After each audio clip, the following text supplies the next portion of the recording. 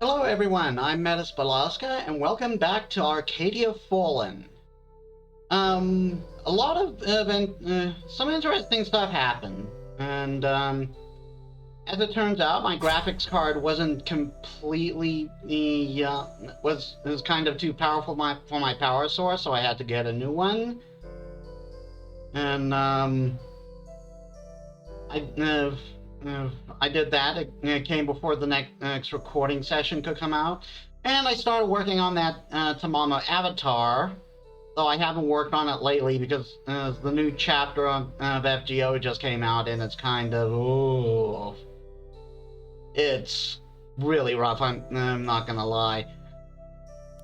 Um, Before we continue though, uh, I noticed last time my audio was a little bit on the a was a little bit on the soft side, so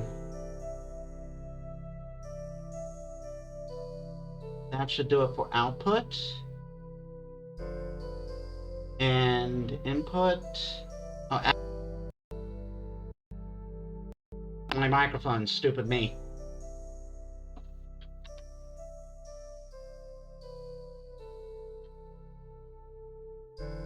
I am a good Let's Player.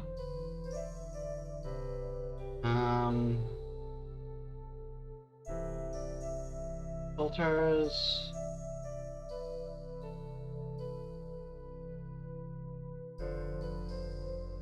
Gain. Just raise that up raise the microphone up a tad bit. Hopefully that'll work. I'll probably cut that out in post. Yeah, so chapter 4, here we go. If I recall, there's going to be some interesting character stuff happening. Oh, and I also, Let's Play, just tested out the PlayStation Remote app on my PC. It seems to be working fine, and with maybe a slight delay. So that might be a good avenue for Let's Plays from now on too. It depends if the stress test works out, but anyway, here we go.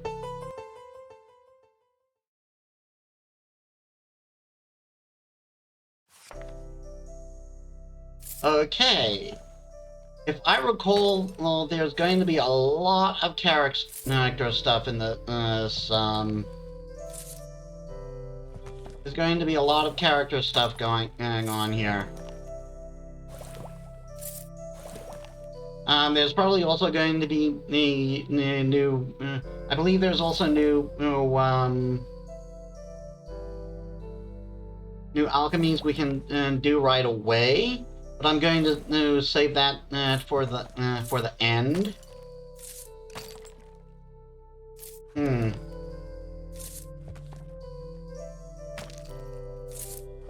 I don't see Anne here. I wonder if she comes in later. Because I'm wondering if that scene comes in this chapter.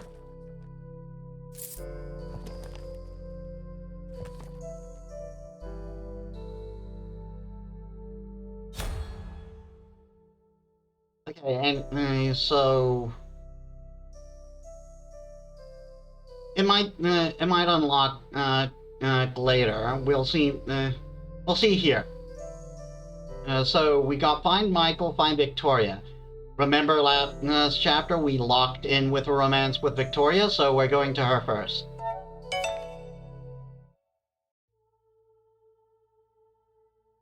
You find Victoria in the library, looking at her orb of communication like it holds the answers to to life's biggest questions.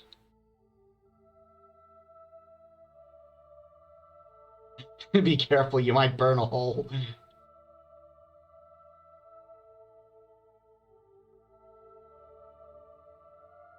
You okay? Are you okay? Hey there, are you okay? Victoria tucks the orb away and turns to you with a tired sigh. I'm fine. Why are you here? It's tea time.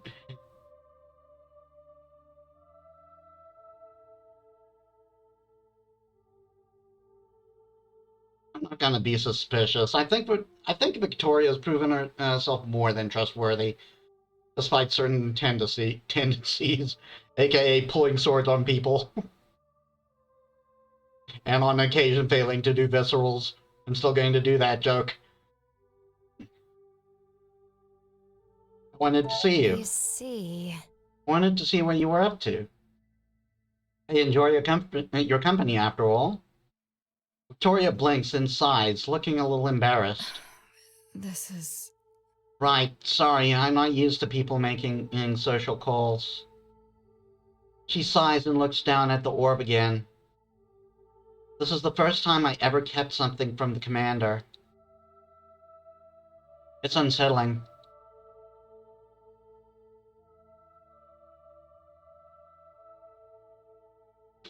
She must be quite amazing.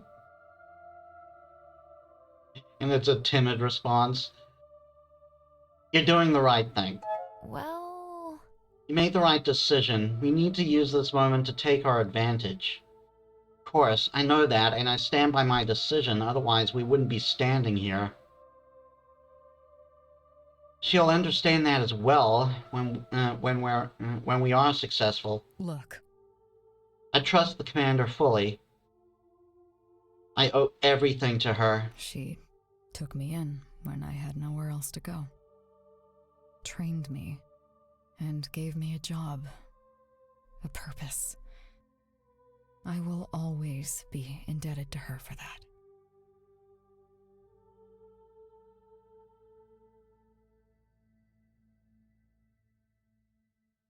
Yeah, obviously we suspect it was done for something, but I'd like to think at least partially it was done out of the kindness of our own hearts. Like obviously, having a former demon hunter on the team would be useful, but I'd like to think that's not the only reason. That sounds nice. That was very kind of her. Kind, huh? I suppose it was. She didn't have to do it. I was not worthy of being taken under her wing, not after getting kicked out of the demon hunters. Yeah, that further raises my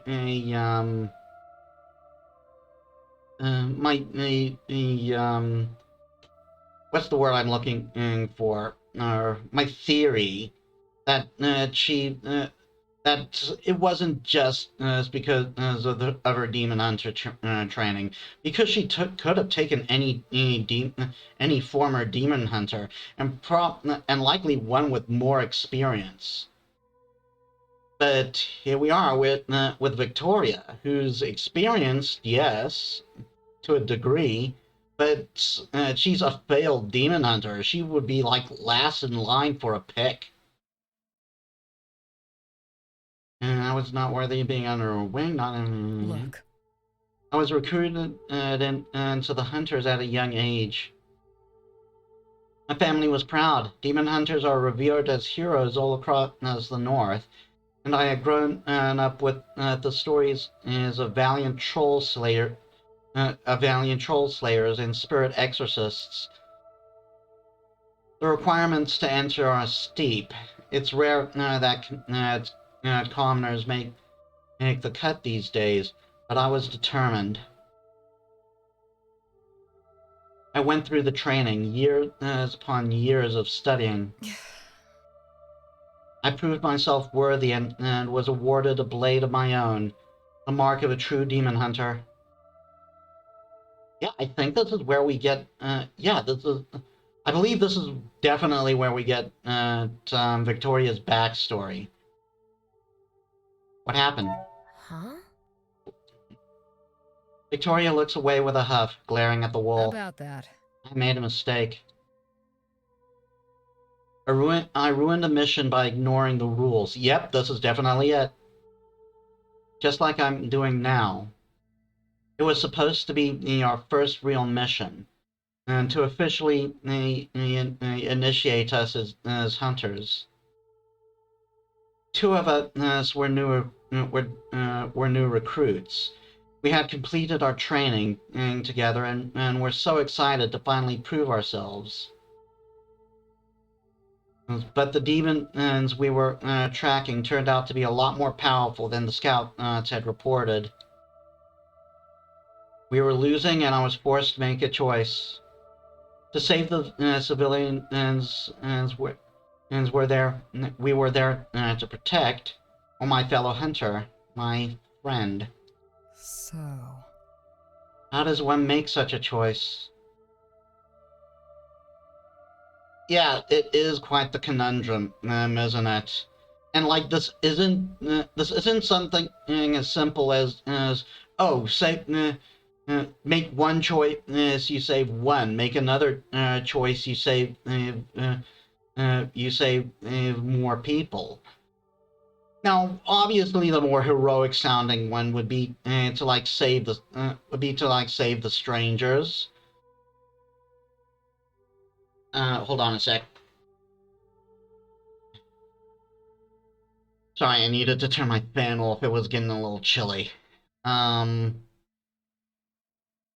Obviously, the more noble slash logical one would be to save the strangers because you're saving more people as opposed to one person. But I believe I've said this before. Humans are rarely, if ever, logical creatures. And I answered that honestly. I tried to answer that honestly myself too.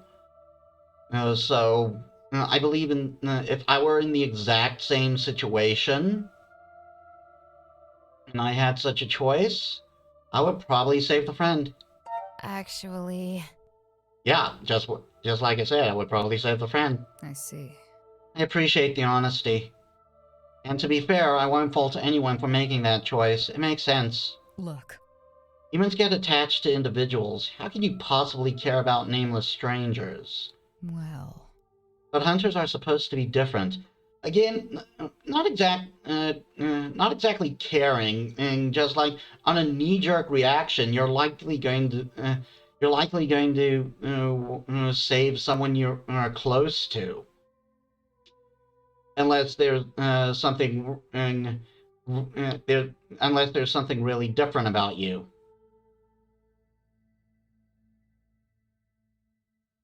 We're supposed to save as many people as possible, no matter who they are. I made a selfish choice. People died. Normally, I would have faced the punishment for my mistake within the demon hunters, but the friend I saved was born into a powerful noble family. Yep, there we go with the power dynamics again. She looks away in disgust. So... The whole situation became a huge political mess.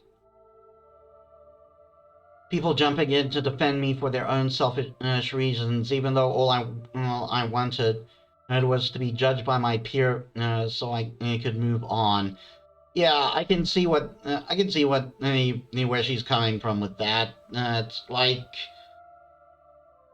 I would prefer if in that situation if the friend tried to appeal to to the count to the jury, as it were, for a lighter sentence, given the circumstances, the inexperience and stuff like that. But the fact that it became this whole political mess, I can see why Victoria is so displeased with the outcome there. People jumping in to defend me. So usually me. I wasn't that lucky.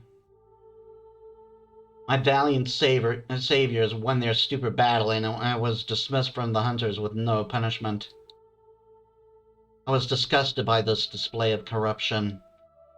Yeah, I can. It worked in her favor. But yeah, I can see why she's displeased by it. This was probably we can we definitely know that Victoria has a very strong sense of justice, right? But here, even if it's done for good, probably the methods weren't, probably the methods weren't ideal. Likely less than clean, and and they probably a lot of lying too.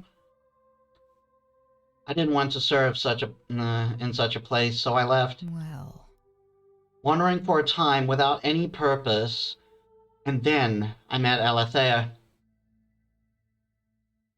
She told me to hydrate.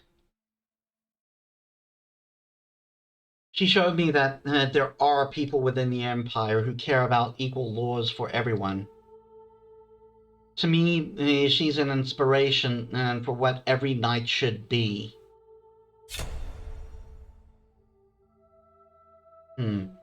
I agree the laws must be followed. Laws are good, but so are morals. Yeah, and your choice will impact Victoria's path, of course. Yeah, I'm standing by on this. Laws are good, but so are morals. I see. I understand that laws are necessary, but you need morals to balance it out. I don't think you did anything wrong by following your heart.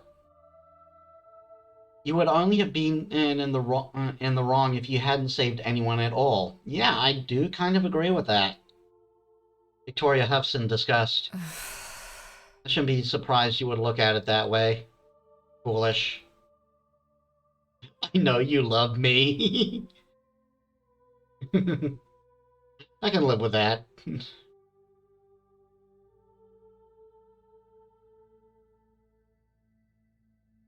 Let's try to lighten the mood a bit.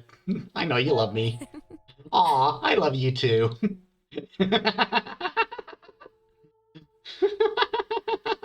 Like I said, Victoria gives the best reactions. You cement yourself as my third, Victoria. You cement yourself as my third. Victoria looked startled for a second, then scowled, hiding a faint tint of red by running her hand over her face. She seems to do that a lot, doesn't she? I gotta turn on my fan again. This weather. Can't decide whether it's hot or cold, and my room can't decide either. Theros, guide me. She shifts and looks away, fingers tapping against the sigil on her hip. Anyway, now you know why the situation with the library disturbs me. Yeah, I kind of do. We should get back to the task at hand and get it resolved as quickly as possible. Also, she cracks a small smile. I suppose that's all right. If you ever intend to come to interrogate me about my past, just at least bring refreshments. That's not a no.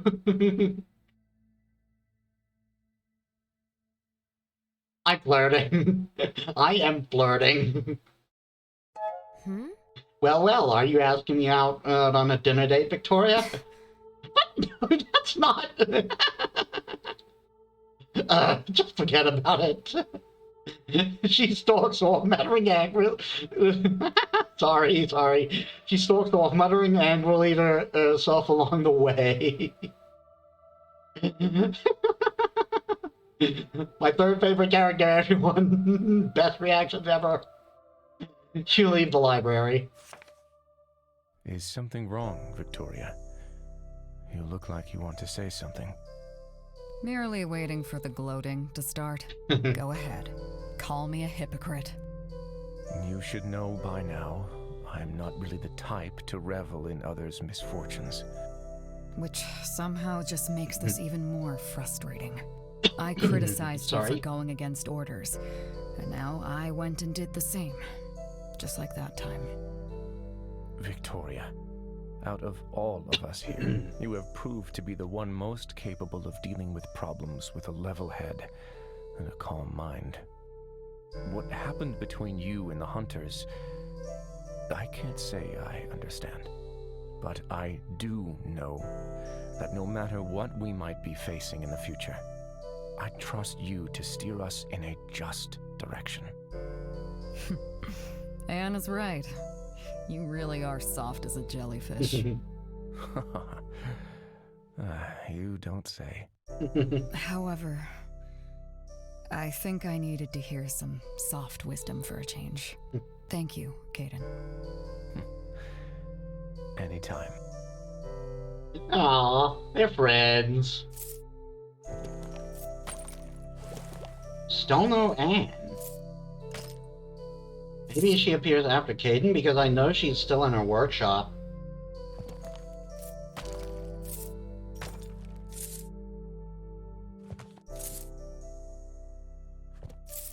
Okay, let's go to Caden first, see if that unlocks Anne, and if that doesn't, then we'll go see my baby. Oh, and there's also Quinn here. I believe there are no more ingredients to get.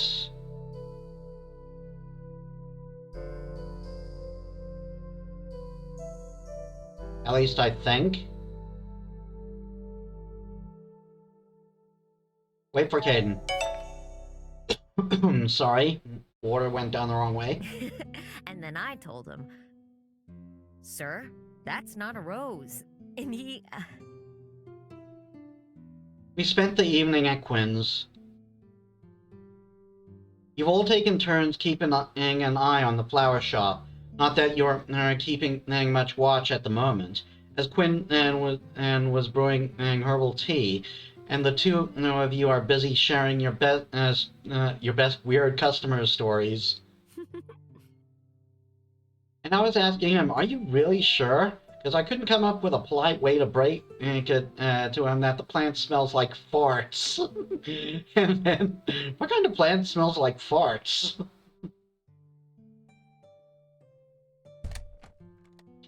I mean, supposedly there are plants that smell absolutely awful. I don't remember any off the top of my head, but yeah. The door at the back opens, and the two of you turn to see Caden walking in, looking awfully tired. I checked around the shop again, but there's no sign of either demons nor Ronan.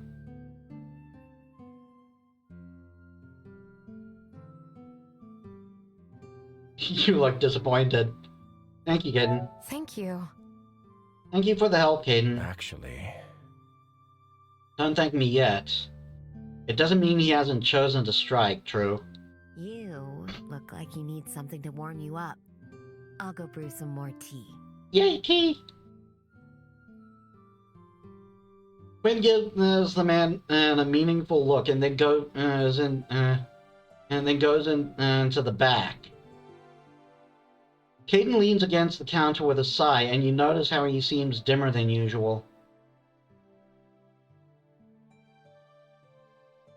Talk to me. Are you okay? Please talk to me, Caden. What are you thinking?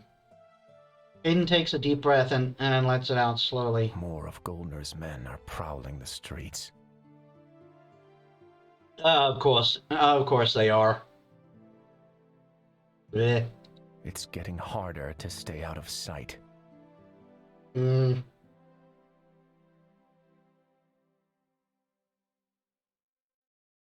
must be prepared. That guy. You better be prepared for him pulling something too. I don't think he'll let this one go. I agree. Caden's eyes are fixed on the streets outside the window, but they seem unfocused. Somehow, like his mind is somewhere else.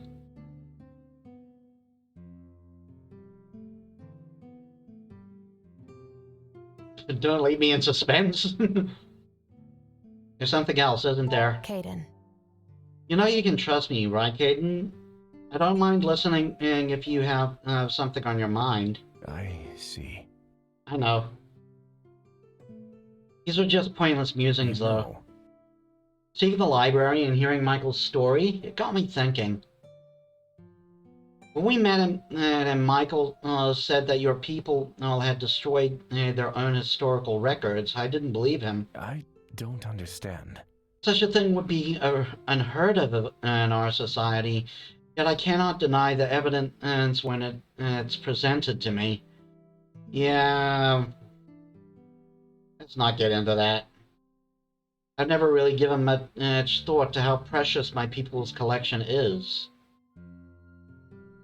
That knowledge is something that people will kill to obtain, or to destroy. How curious.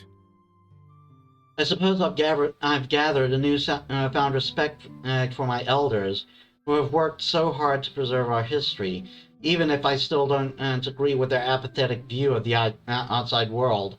Yeah, I hear you there. I thought I had to leave.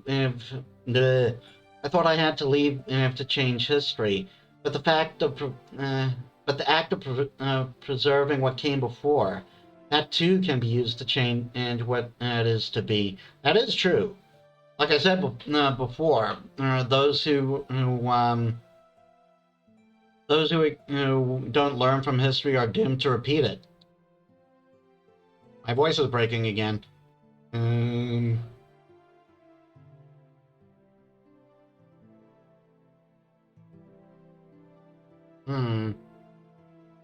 Dee, dee, dee, dee, dee, dee, dee. You've grown. You've changed, Caden. It sounds like this experience has given you some new expensive perspective. Ugh. What was I reading? Really? Perspective, huh? I have been thinking about what I will do once all of this is over. Not a bad thing. We're making a difference here. I am making a difference by being in this place. I'm nowhere near to making amends for what I've done, but perhaps in time I'll be able to face my elders and tell them what I've discovered.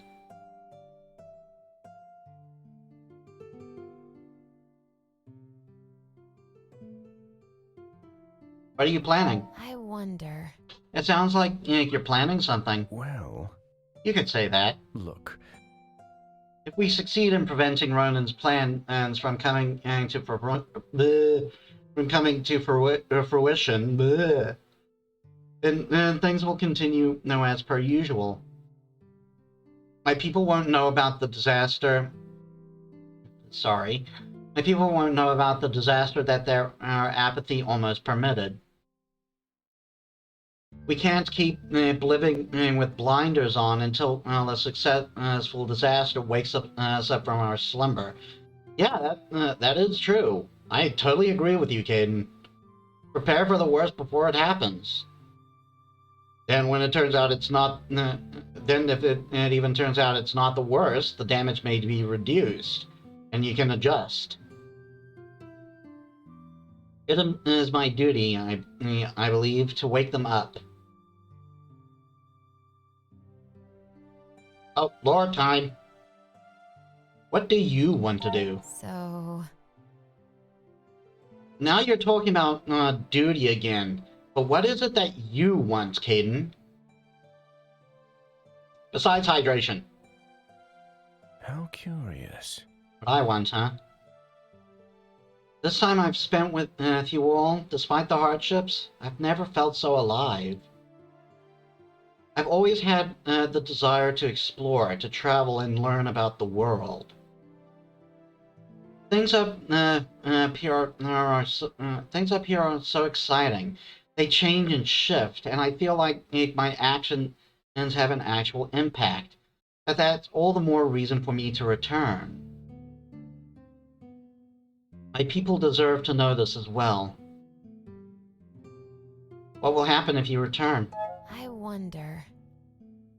What do you think will happen when you return? The elders are not going to be happy with me. They may even provide spankings. Sorry, I had to make that joke. I left without permission, stole one of our most precious artifacts, and destroyed it. It will be punishment for sure. After that, I'm not sure they will be willing to listen. But I have a duty to try. But I have a duty to try. Right? That kind of weird.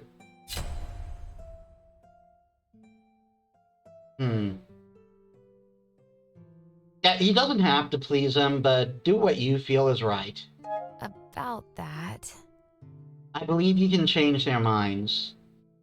If this is what you feel is right, then I support your decision freely. You know, It won't be easy, but with friends like you encouraging me, it gives me hope. It's a rough road ahead, so I'm very grateful I won't be walking it alone.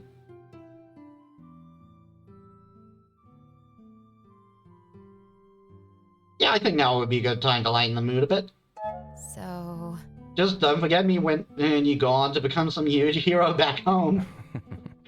As if I could ever forget you, even if I wanted to. The door to the back opens and Quinn enters the room with a pot of tea. Tea! So that's how it is. I see you two have already gotten comfy. I'm glad. They smile and pour the brew, the sweet, earthy scent drifting up with the steam. By the way... Now, Caden, you must tell me about the flora that grows in the southern mountains. Caden's shoulders relax as he smiles back. What do you want to know? Aw. Whoops. Oh well, we're going to visit Quinn! You enter the flower shop and aren't terribly surprised to find Quinn already there. You did not, however, expect to find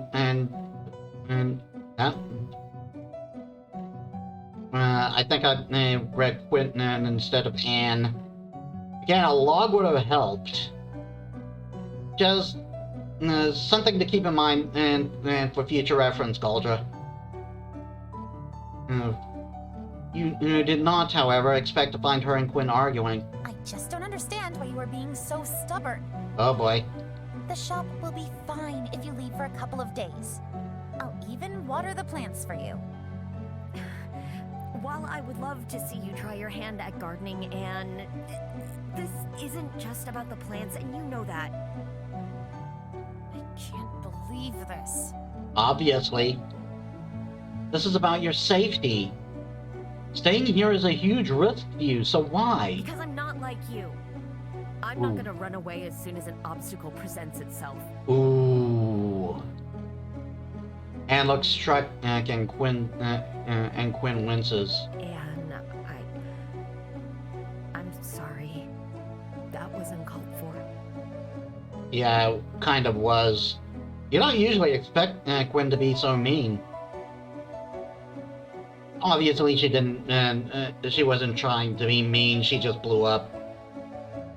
Anne turns on her heel and leaves the shop, pushing past you without a glance. Quinn sighs and leans against the counter. Well, that didn't go the way I planned. Clearly. Sorry. You had to see that. Friends argue. I've done it quite a few times.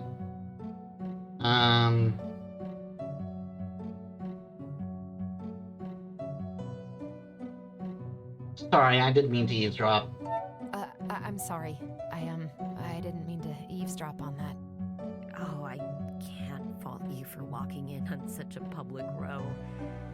I'm sorry. It's not the first time we've strayed into this particular argument. I'm not proud of what I said. I'll have to find a way to apologize.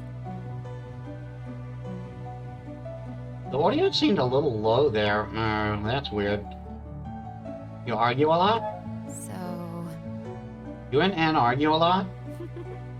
Well, of course, as we all have our usual friendship quarrels. I know I've had. Who gets the last cookie? Should tea be with or without milk? Stuff like that. pineapple on pizza for some reason. Like, come on, guys. Preferences are fine, but geez, you're making a big deal out of pizza toppings. But this particular disagreement goes a bit deeper. Anne is such a wonderful person. I fear she can't see the light she could bring to the world. Instead, she hides away in fear, taking the safe route she knows.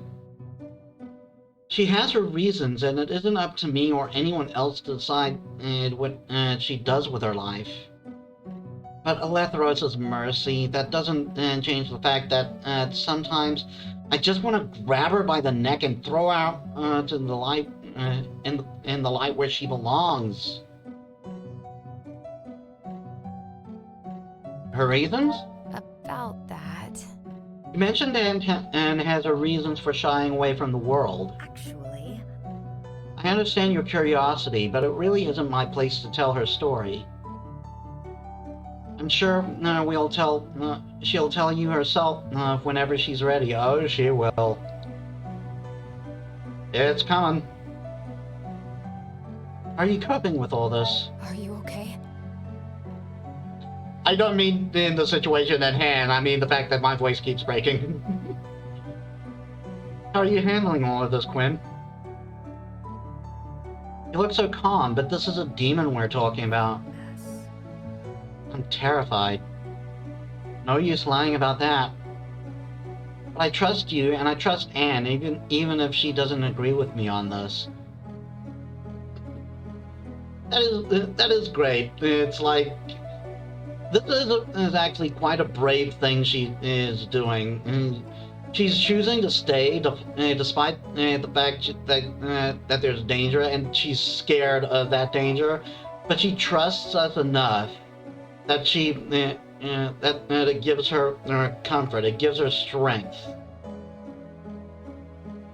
Having people who support you is a great thing. I refuse to live my life in fear. Otherwise, what's the point?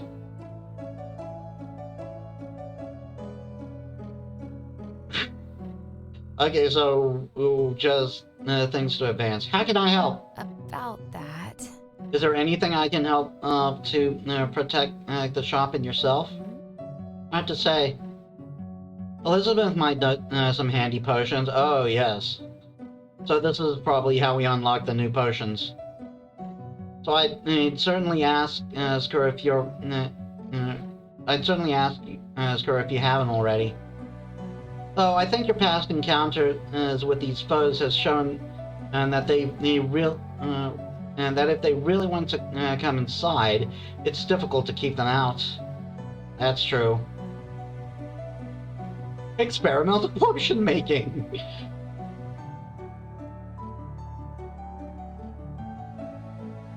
I'll protect you. This is it. I won't let anything happen to you, Quinn, I promise. Thank you. I trust you. But still, be careful, right? How's the forest? Tell me about... With all this going down, have you had any time to work on restoring the forest? Actually, I managed to get something together, yes, but I ran into a bit of an issue that's holding me back. What is it?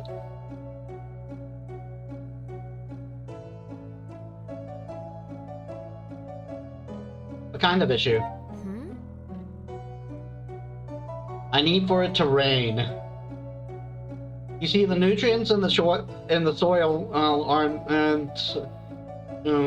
the only thing that's going to aren't the only thing that was removed by the failed ritual. I can make a water bomb. I can make lots of water bombs. Then it can even be fun. You just have to keep the glue one out as a rule. With no plants left to hold on to, the water dried it out as well. Oy. That is bad. A good rain shower would clear the issue up easily, but the weather has been so very dry lately, and it doesn't look like it's getting better. Oh boy. And I don't think on this scale, one rain will be enough, though. So now I'm just about stuck here waiting for the rain. I might have a potion for that. This is it. I actually have a potion that might help with that. You reach inside your satchel and fetch a vial for Quinn. This is good. This should be good enough to water the area. That's wonderful. A water bomb? I was joking. I totally forgot that the water bomb was the solution. That is extremely funny to me. We used to play with these at the academy when we were young.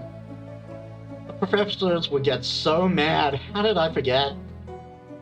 Finn looks at the vial with a sad sort of smile.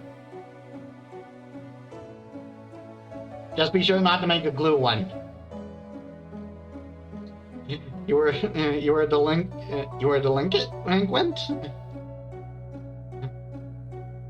Yeah, let's tease a little, lighten the mood. Really? What's this? What's this? You were a naughty student, Quinn? That's a surprise. We were all kids once, true. Kids used to be a lot more simple when we were, Things used to be a lot more simple when we were still kids at the academy. I can't fault Anne for wanting to return to that time. Anyway, thank you so much for your help. I'll let you know how it goes. Tell me more about nature magic. I have some questions. Can you tell me a bit more about your magic? How does it work exactly? Actually, There are several schools of magic that are taught at the academy. Most of them require knowledge and training. The nature magic is a field that requires a more natural affinity. Our souls resonate with the life force of nature, and from that connection, we can pull or push to make things grow or wither. That sounds powerful as hell.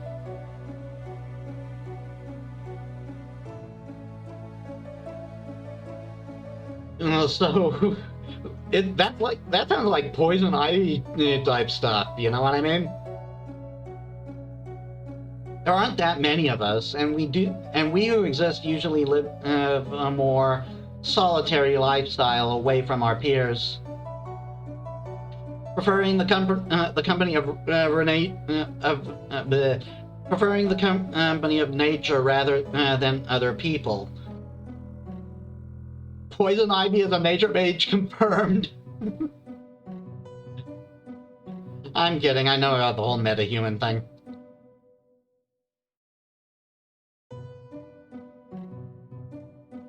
Why solitary? Really? Why would you choose to live in solitude? just imagine. Just to connect with nature easier. We just connect with nature easier than people. The flow of magic we share makes understanding nature like breathing. Instead, nature feels the same way. Plants and trees will grow brighter and higher if a nature mage is near, and even spirits are drawn to us because of this connection. Yeah, we definitely can't count on Mozart. All of which serves to alienate us from our peers, so to say.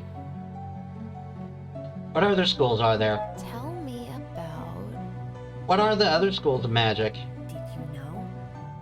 Oh, well, I'm a nature mage, as you well know, just as you know, and to be a tinker mage. Then there are the illusionists, those who specialize in magic that dazzle and entertains. And finally, menders, those who study the human body and how to heal and cure sickness and wounds. Yeah, those would be the white mages of this world. At the end of that conversation, well, time to go! I'll be off then. I could go and get working on some potions then. Okay, Metis. Take care. There we are. Now, I do want to go see my baby, but I have to do this one now. I have to. This is something I've been waiting for all playthrough.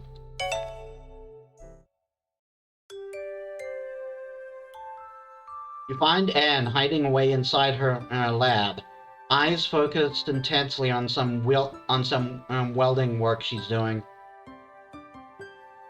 It takes you a moment to realize that the sparks melting the metal aren't coming from some sort of tool, but rather from Anne's hands themselves.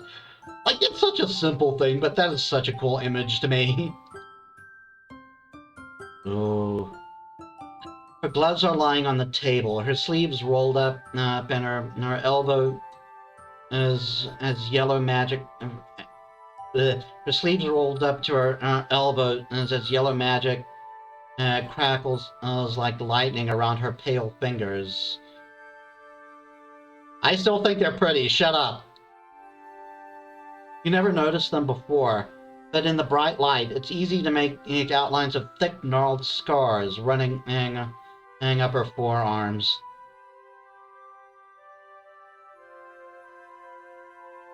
The light dims and Anne pushes up her welding glasses, finally spotting you. You? What are you doing here? I didn't call for you. Did I?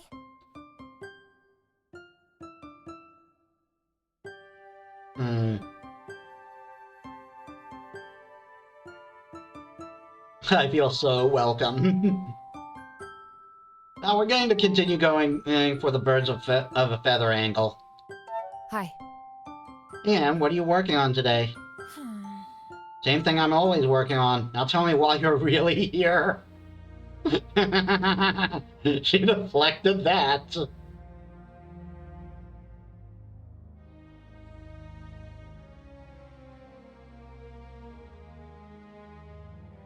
You and Quinn?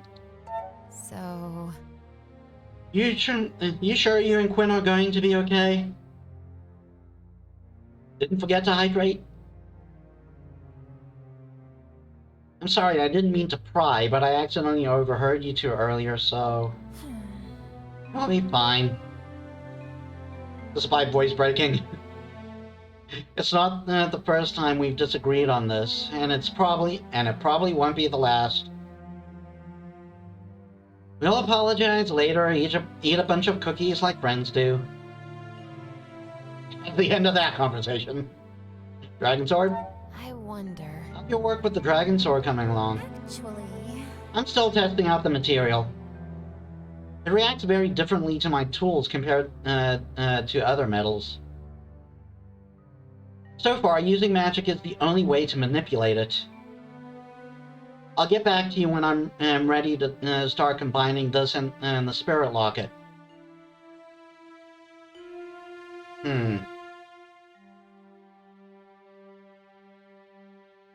Scars? So... And what happened to your arms? I still think they're pretty. I what? Anne blinks and looks down, realizing she isn't wearing her gloves, and then sighs. Ah, you're talking about the scars.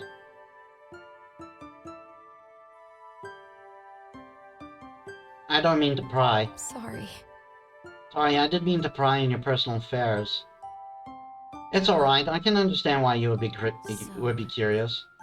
Remember when I told you with my relationship with my family is complicated? Oh, here it comes. This would be the reason. She taps her hand. When my powers manifested as a child, my parents did not take it very well. That's not all. My family is from a long, noble line of government officials in Eridus. And my father is the current paragon in the western capital.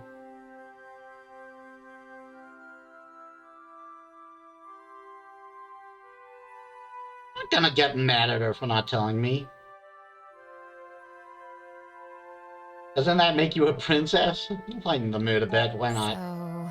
Does that mean I can call you your highness? No. Please don't. Can you see why she's my second favorite? The Paragon of Eridus is elected once every 7 years among a highly competitive group. I read that wrong.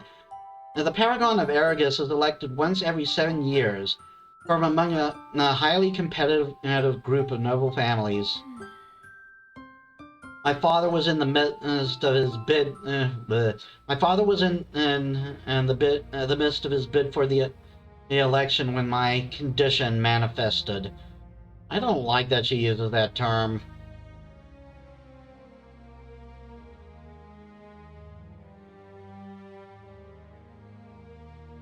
I'm not gonna joke or be so sarcastic here. Why would that be a problem? Huh? I don't see why that's a problem. Being a mage isn't illegal as long as you get the proper training at the academy, right? Seems logical. That's the law, yes. But politics rarely play. Bleh? That's weird. That's weirdly worded for me. But politics rarely plays by the law. Or did she? Or did it mean by that? But politicians rarely play by the law. Actually, Eridus is a bit special when it comes to the politics surrounding magic. Unlike the northern capital, which has always been strictly anti-magic, or the central capital, which has always been pro-magic, Eridus has changed positions a lot depending on which paragon is elected. This means we've had a lot of say in how magic is regulated. so My father is on the pro-magic side, and he was running against the anti-magic official who had the seat for several terms. If it had come out that his daughter was a mage, the opposition could have made the claim my father was acting due to personal bias, and it would potentially have ruined the campaign. At least that was their reasoning for keeping my powers secret. Yeah, that's something that I'm not fond of. Like, again, once again, going back to that trans and homosexual allegory, treating LGBTQ people as if they're like a dirty little secret. And I'm sorry, that's a type of homo/transphobia. Not getting around that. But I can understand if it's kind of done for the safety of the person. Like how last session I kept talking about how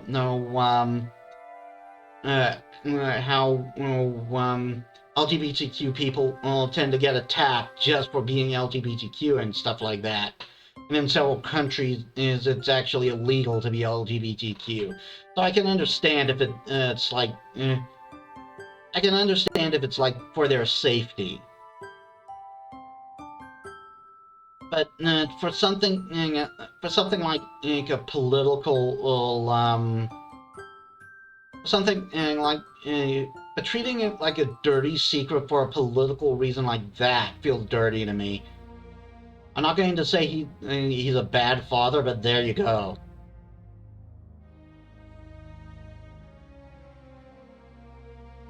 I'm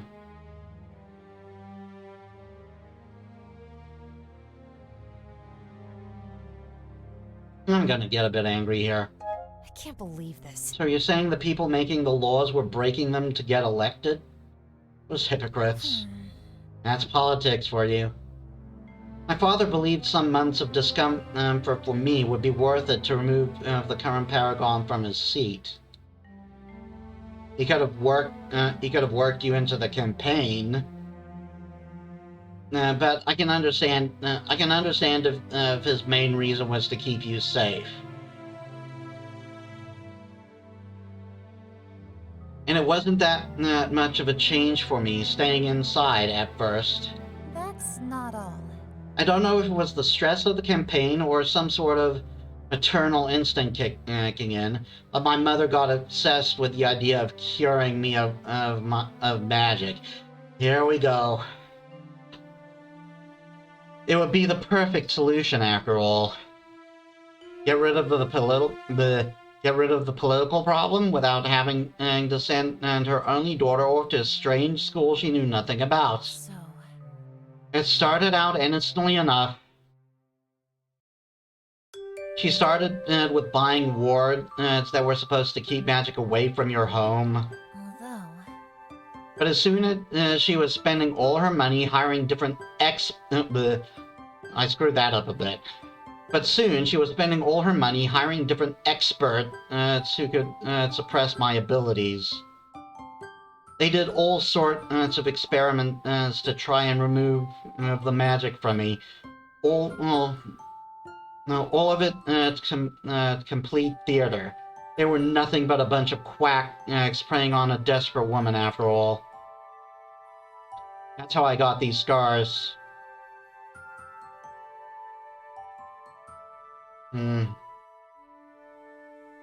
Okay, I'm going to unpack this now. I've been waiting to unpack this the entire playthrough. Remember when I said, in chapter 2,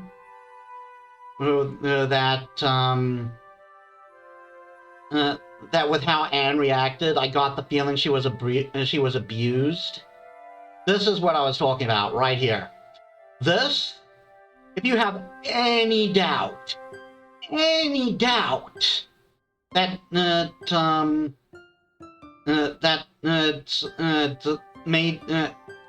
mages are an allegory for the LGBTQ. Here's your proof, right here. Go look it up. This is conversion therapy. Straight up, this is conversion therapy.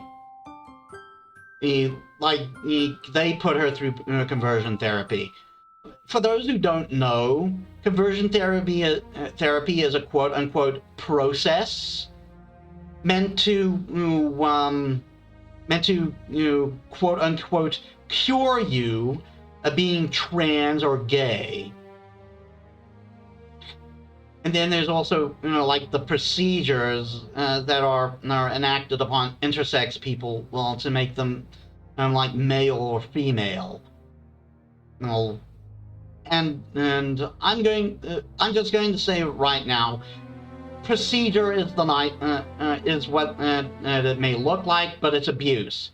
It's straight up abuse. And even like Sigmund Freud, the father of modern psychology, he when presented with the idea, said, nope, that's impossible. Any progress I would be able to make in that idea in that area is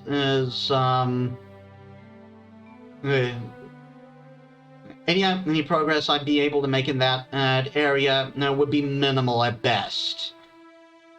He just outright denied the idea. But then his daughter, with her own chip on her shoulder, comes along and say, oh yeah, it's totally possible. Next thing you know, conversion therapy is a viable thing and done in many different ways.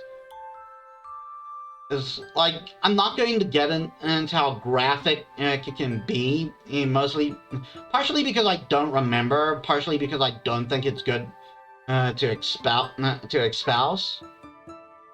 But look up Cyrus's video on conversion therapy. Just look it up. Sura. He did a whole thing about conversion therapy and how it works. And I think you'll find it telling. It's a horrible process and it shouldn't work. And thankfully, more and more countries are outright banning it.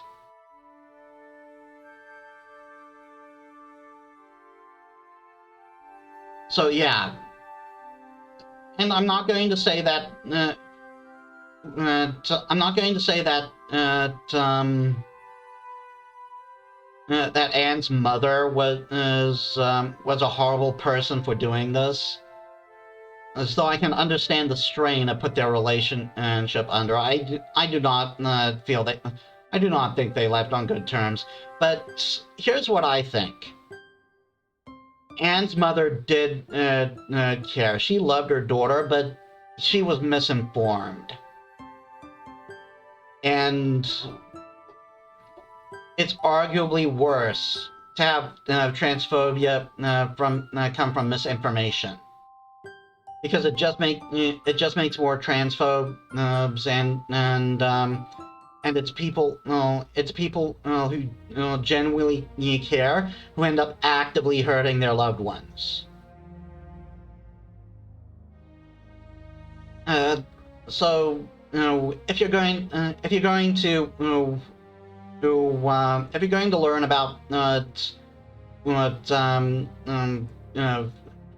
the experiences of being transgender or gay or lesbian, and word of advice: rather go to LGBTQ people you know, or look at actual.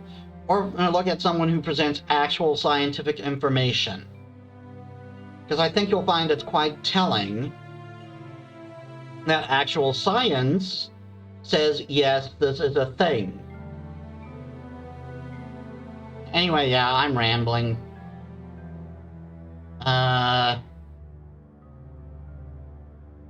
Horrible. That guy. I'm getting angry for her. And that's horrible. How could they do that to you? I ask myself that as well. So, When my father was eventually elected and returned home to discover what my mother had done, things exploded. He tried to salvage the situation, but before he got a chance to cover things up again, I was saved. Demon hunters had been investigating my family for other reasons and stumbled upon my parents' dirty secret. The political scandal that followed was disastrous, I've heard, but I was thankfully spared all that. The hunters took me from that place into the academy. One true home. Yeah, so there you go. That's why she idolizes demon hunters so much, because to her they were heroes. As even while Victoria had a fairly low opinion of them. And this is why there's a strained relationship with her family, and why she wants to go back to the academy, because to her the academy is a safe place. It was her safe space, so to speak.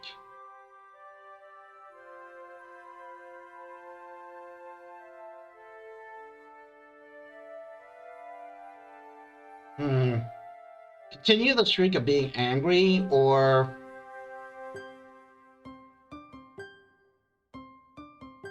this explains a lot. Actually, It actually explains a lot. Especially your wariness of the outside world. that's not all. I want nothing to do with it.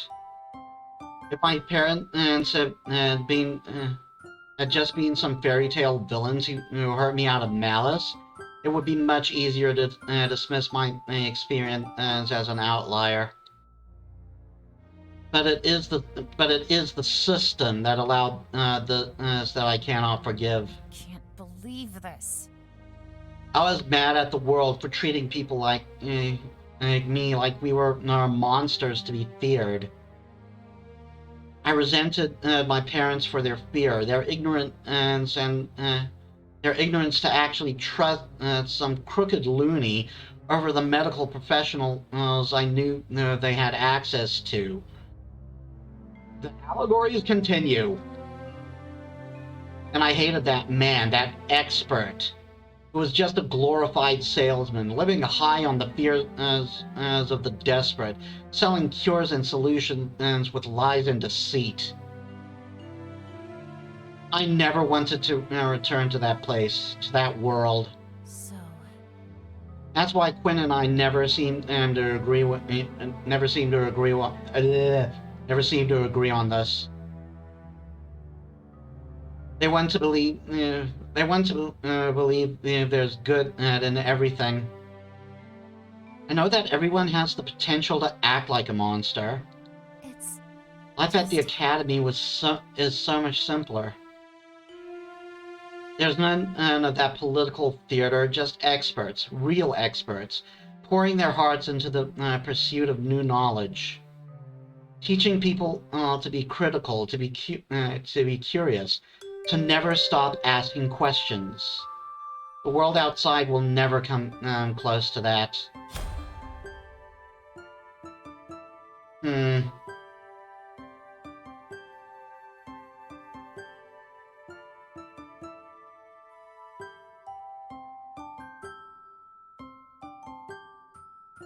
Some hydrate after that talking. Oh boy. This is a tough one. Because here's the thing. I see the value in both of these.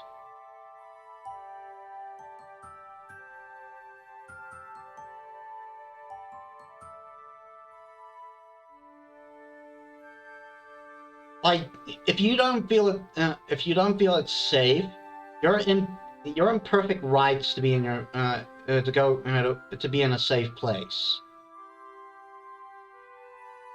But at the same time, if you have at the same time if you just if you just huddle up, hide in a corner, as it were, just hide in that safe space, there's going to be no change. Like, things will probably get worse and worse, and eventually it's going to bite you.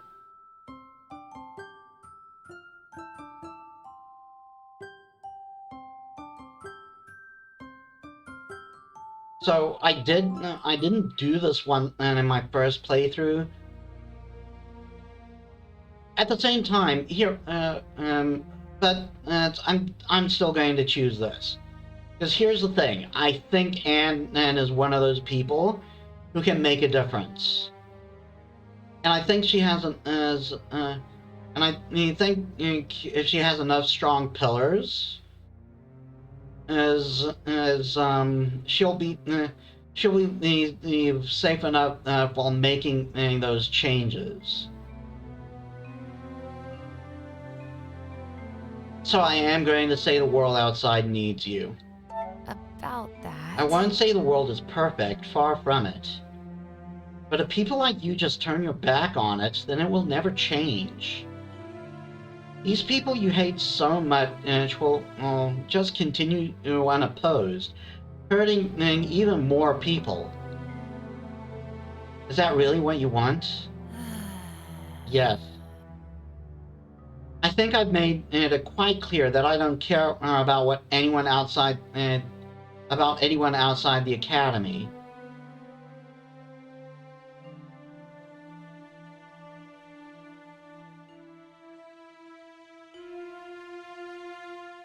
Yeah, here's something that was different. Like I said last time, I was locked into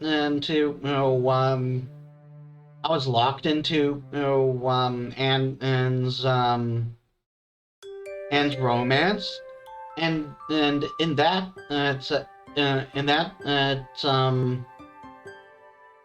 that one, at least one of your choices was, what about me? Don't you care about me? But now it's like making it the whole friendship base, because we are friends as much as we're working together. What about us then? Oh, So we don't matter to you either? why? That's not... You're all different, I mean... Stop looking at me like that. Can't believe this. If you're going to be that way, then please just leave. I've got important work to do. Anne turns away from you and returns to her table. Sparks fly from her hands and she begins welding again, never sparing you a glance. And you figure that it says direct dismissal as you'll ever get from her, and you leave. Anne, how's the work on the locket coming along? I'm making good progress. Now that we know the true purpose of this spirit alchemy, it's making my work a lot easier. Somehow I doubt that, but it's good to know you're feeling optimistic. No, Something on your mind? I was just realizing. If things were different, you'd make for quite the demon hunter, Anne. Oh, please. Mages can't be hunters. You know that. What if they could? Would you want to become one? That's an interesting question. Had you asked me years ago, I might have jumped at the opportunity. They saved me after all. But I'm starting to realize that the hunters didn't save me. They put me on the right path, for sure, and I will always be grateful. But I'm the one who saved me. I picked myself up and got this far, and I'll be the one making my dreams come true. I am glad to hear it. I'm sure you'll succeed. Well, obviously. I am a genius, after all. Oh, that actually makes me feel like tearing up a little. Oh, and had a girl. So enough of the morose. So why don't we go check on my baby?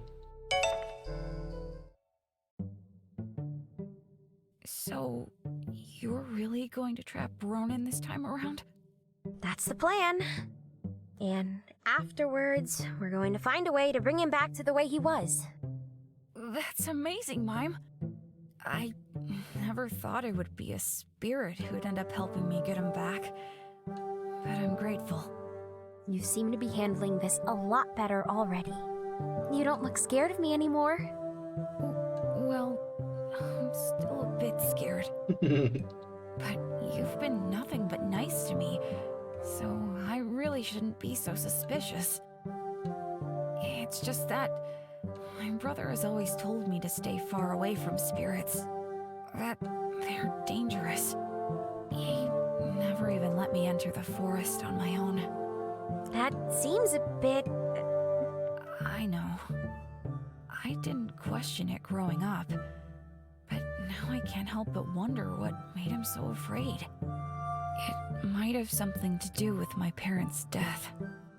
You think a spirit? Oh, there goes that.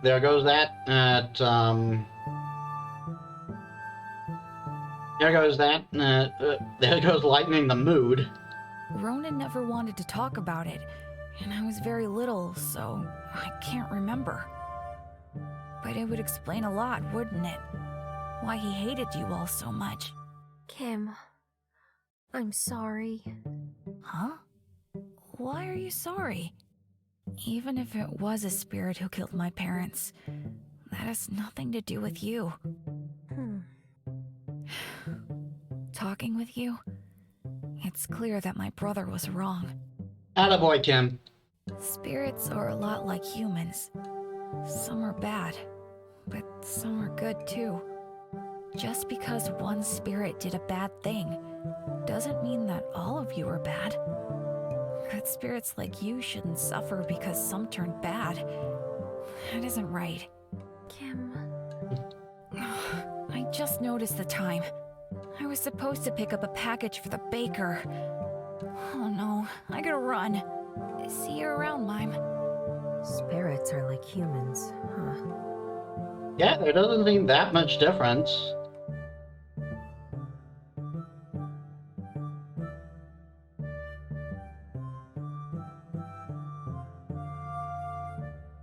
I'm not gonna get annoyed.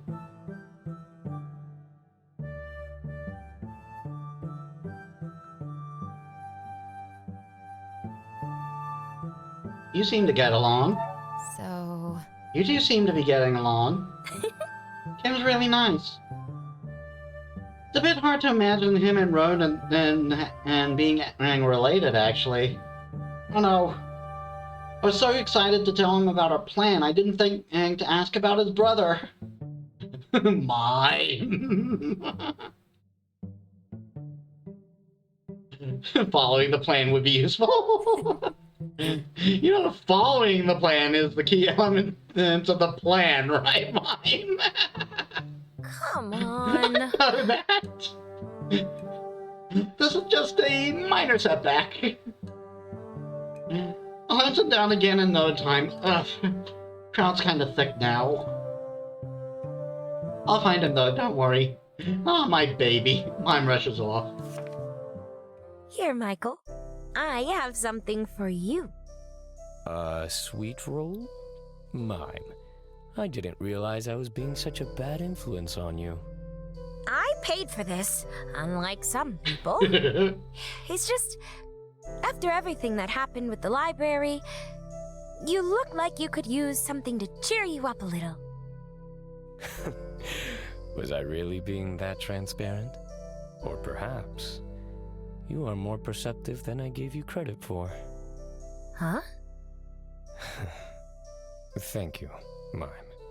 And don't worry, I'll be fine. Besides, how could I not be? With such lovely friends looking out for me. When you say it like that, you sound like you're gonna get yourself into more trouble. Only good trouble, I promise. Aw, I forgot that came back around. Is there any question as to why Mime is my absolute favorite character? And why she's my baby? Okay. So now we go to Michael. It's about time we get to him.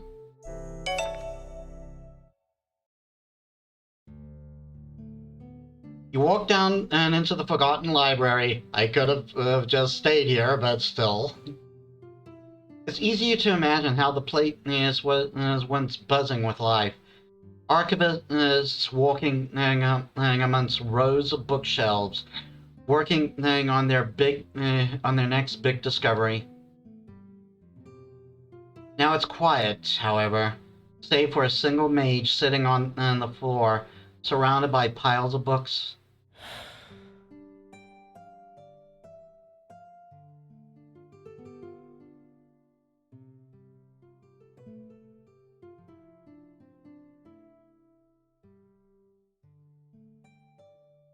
Are you building a fort? So... That's quite the fort you built yourself. Am I allowed inside? Michael looks up, startled by your voice. He looks a bit gaunt, and it's like something heavy is weighing on his mind. But it is easily masked by a smile. Indeed, I have built the greatest defense known to mankind. To enter the secret sanctuary, you need the proper password.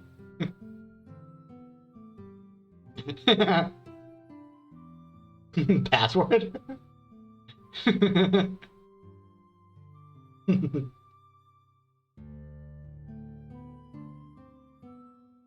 Please? Hey, please enter your fort, Michael? I could never deny you anything, sweetheart. Come on and take a seat. You sit down next to him, and Michael closes the book in his lap, tapping the cover with a finger. I've been searching for this place for years, which, granted, in the grand scheme of things, isn't really that long. But I'm still struggling with how, with this odd feeling of, what now? This collection is awe-inspiring. As all the libraries fell, survivors would have brought what they could here, gathering possibly the largest collection of historical records right under the Empire's noses. Look. He picks up a book from a pile and flips through it. This is a full record of heirs to one of the biggest noble houses in the central capital. Most of them illegitimate by the looks of things. Oh, or this one. He picks up another book. Who would have figured Zellos 2.0 was such a bookworm? An account of how an incompetent general accidentally ran his army through a quiet farming village during the conquest of the North. And a detailed description of the hoops the officials had to jump through in order to cover it up. They were all like this. He gestures to the massive collection around you. Rows upon rows of documented history. Detailed accounts of crimes and corruption, the very worst and best of humanity gathered on dusty old pages.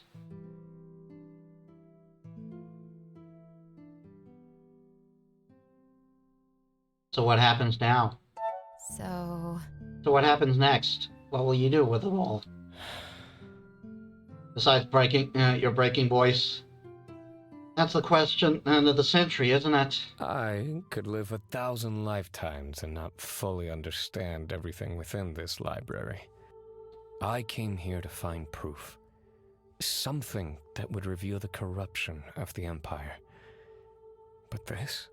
The truth is what I expected. That the system is riddled with corruption and pain. And they knew.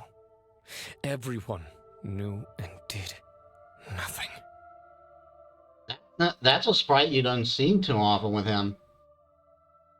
I always believed the more I knew, the closer I'd be to a solution. But I only feel despair. All knowing does get you closer to a solution. You just got to figure out what the solution is. Well, trial and error from there. He chuckles, running a hand down his face. You never seen Michael like this. Defeat. I guess in the end, Defeated. Rune was right. I would not find what I seek in this place. No gratification. No righteous justice. Just more darkness. Gathering dust.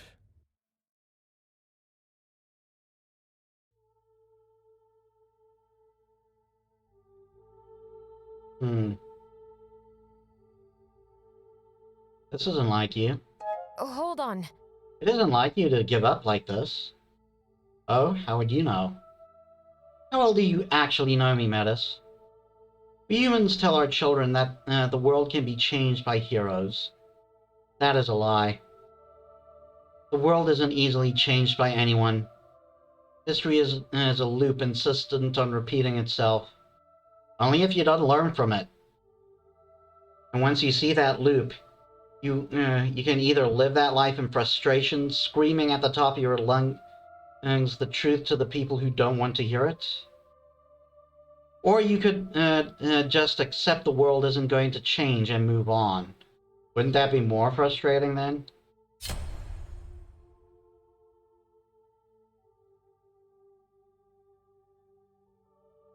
Yeah, sorry, I'm not changing my opinion on this. Don't give up on the world.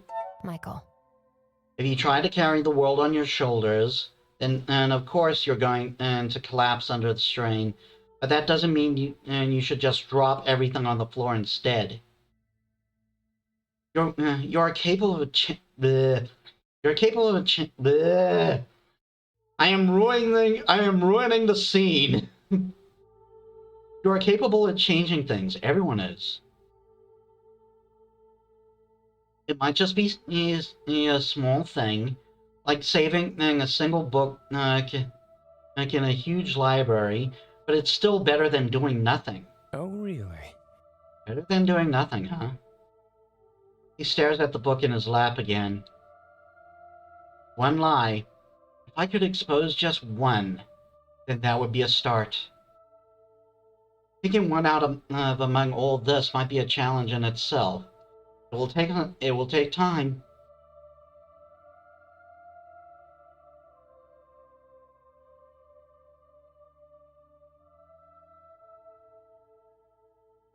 And I'll be here. I'll be here whenever you decide. Thank you. Thank you, friend. That means a lot. Of course, all of these musings are not worth much unless we succeed in the task at hand. Quinn is a lovely person. I would hate to see anything bad happen to them. She is a lovely person. And as for Ronan, I still wonder what his connection to this place is. If his plan all along was to steal the spirit locket here, then he must have been aware he needed both blood and your locket to enter. The locket he could steal, but the blood? I'll have to check in on something.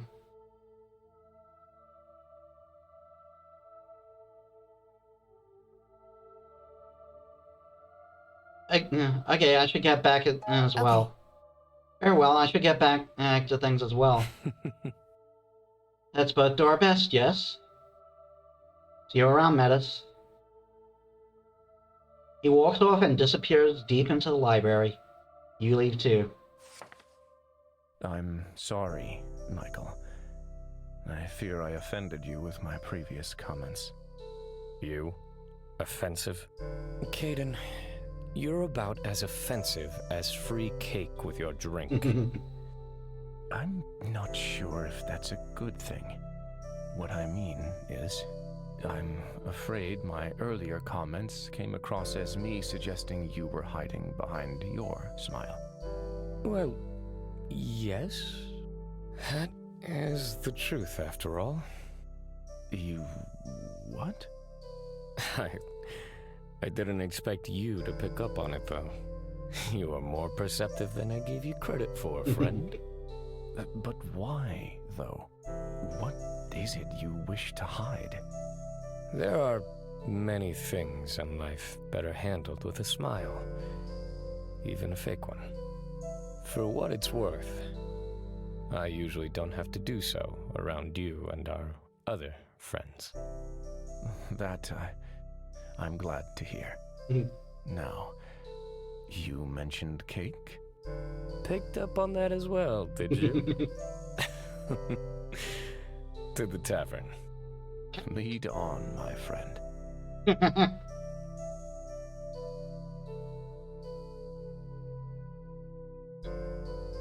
Cake is always good.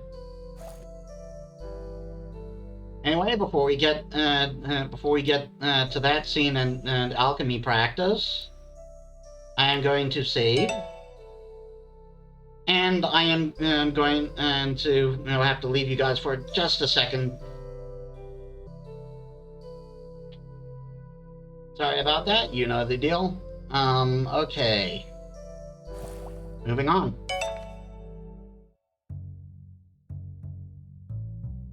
You find Victoria in the alchemy shop together with Elizabeth. So, it is you, then? The spirit alchemist? The people never were that creative picking names for their so-called heroes. Oh, I think the name Spirit Alchemist sounds kind of cool. It's such an honor. You were knighted before all the paragons. They gifted you a silver chalice, the highest award for military service. And it makes for a fine paperweight, but isn't worth much else. I kind of love that. She gets an award that's a silver chalice and she just uses it as a paperweight. It meant so little to her. I don't understand, but why are you here? You could be the highest ranking officer on the continent, and maybe even petition to be a paragon yourself. Don't fool yourself, Victoria. I might not be a mage, but anyone who has been as close to magic as I would never have been allowed into the inner circle of the capital. But the world is a complex place, Victoria dear. I have many reasons for being here, much like you have your own reasons for being in Alithia's employ instead of with the demon hunters.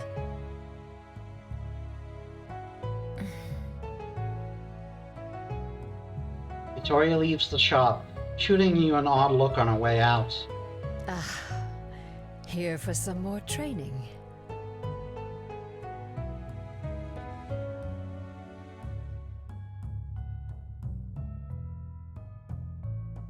Seems like you've got a fan. I wonder. Didn't think I'd ever see the day where Victoria was acting starstruck. Her admiration is misplaced. I don't know, I still think you're kind of a badass. I'm no hero, despite what the Empire may have said. If just... Yes, I'm so sorry for all of this. When I took you in as my apprentice, I had to put that life behind me. I never wanted for you to be tangled up in any of that.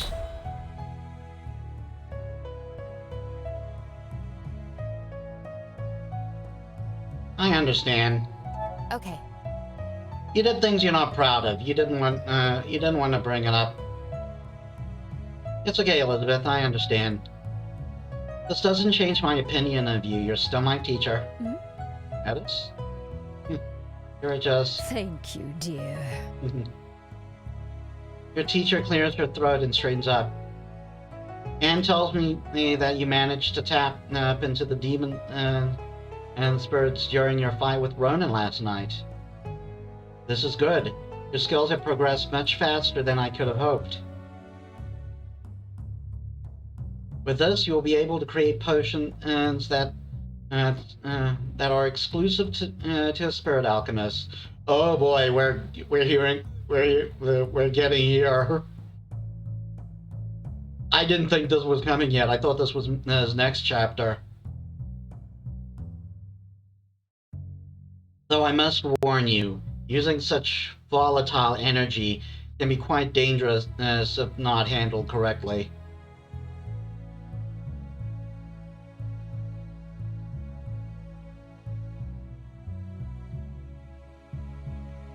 Can I use them to protect Quinn? I wonder. Would any of these potions be useful for protecting Quinn? Yes. Very much so. I believe it would be wise to start by teaching you how to make protective wards. With your new abilities, you should be able to make strong enough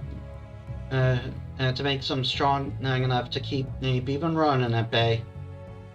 However, I'll need you to check in with Quinn and pick up more ingredients. Oh boy, I forgot. I thought we had all the ingredients.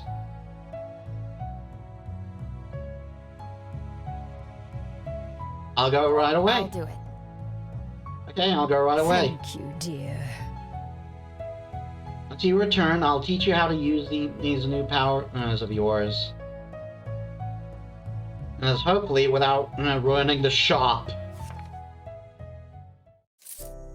And no more banter, it seems. Hey, Quinn! Welcome back. What can I do for you? More ingredients, please! I wonder. Elizabeth is going to help me brew some wards for your shop. But we need ingredients. And please don't tell me I gotta do side quest stuff.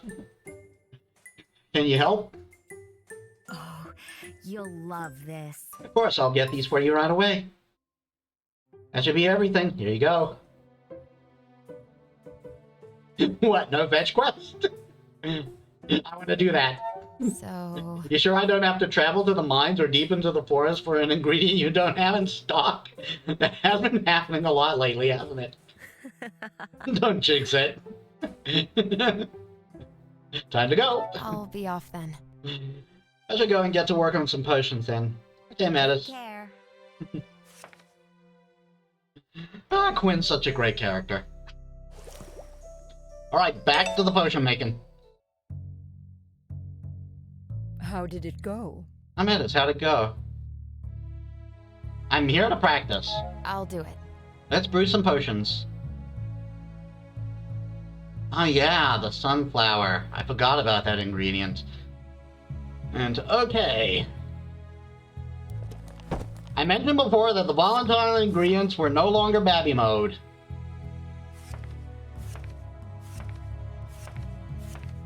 Behold, no longer Babby mode.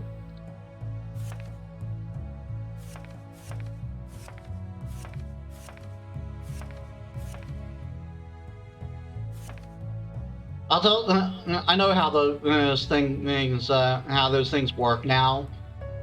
No, I had to relearn because I accidentally skipped the tutorial, all of it. But we're going to use this again. A volatile ingredient.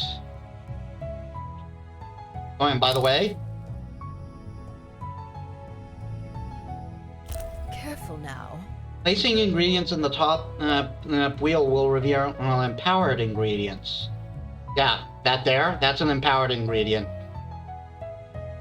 Mixing 3 identical ingredients inside the top wheel, where one is an empowered ingredient, and will create mixing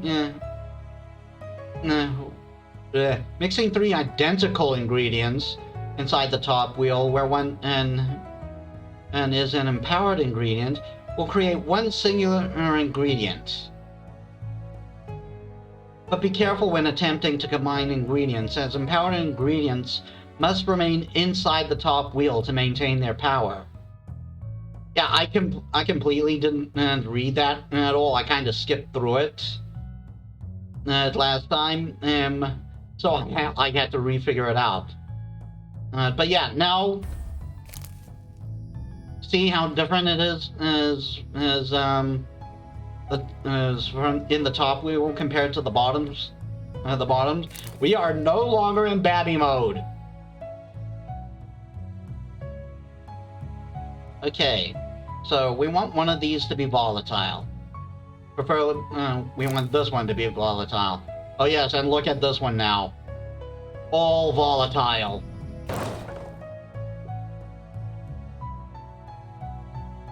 That's going to be interesting later. No.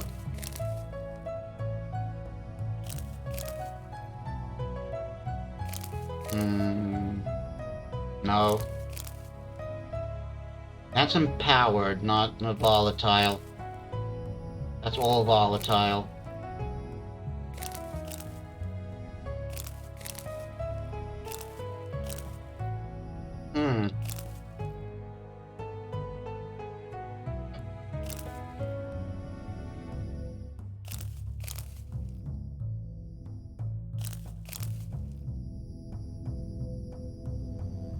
This one's hard.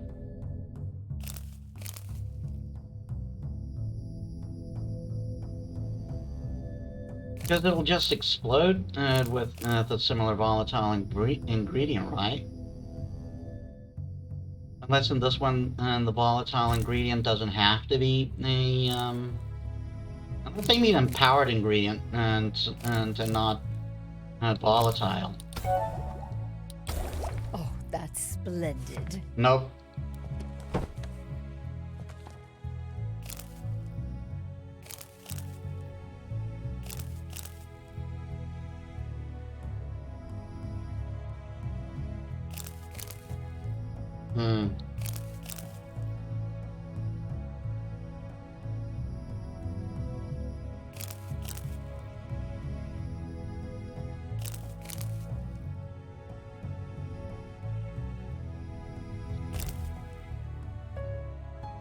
No, that's not it.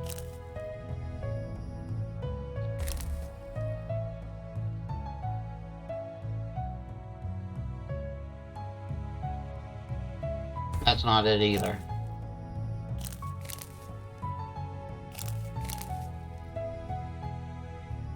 That's empowered, not volatile.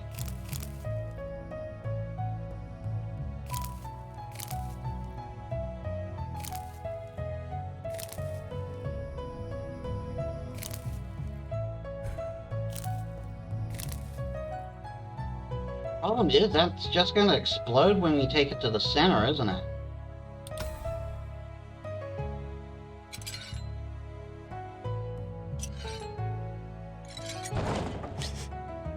What's that smell? I don't remember how this was done.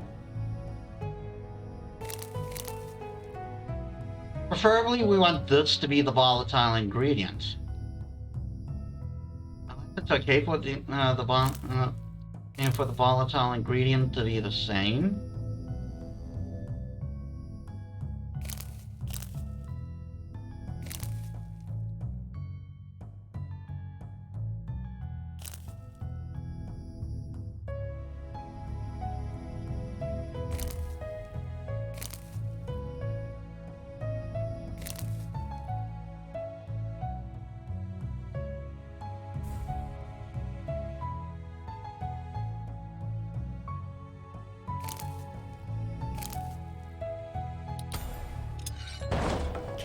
when you add that.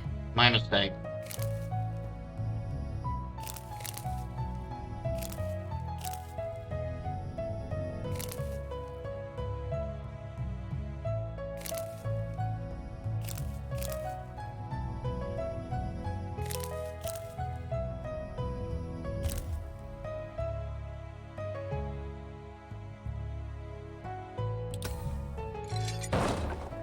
Ah, went the wrong way.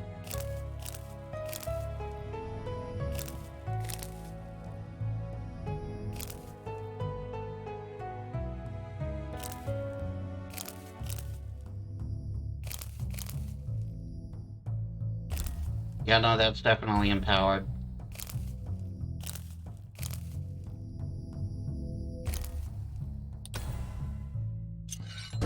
Let's try that again. I keep putting it in the wrong way.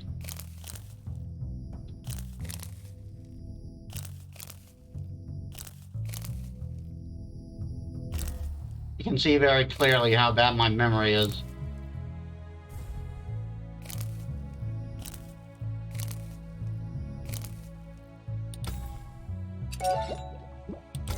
How did it go? No, it didn't do anything.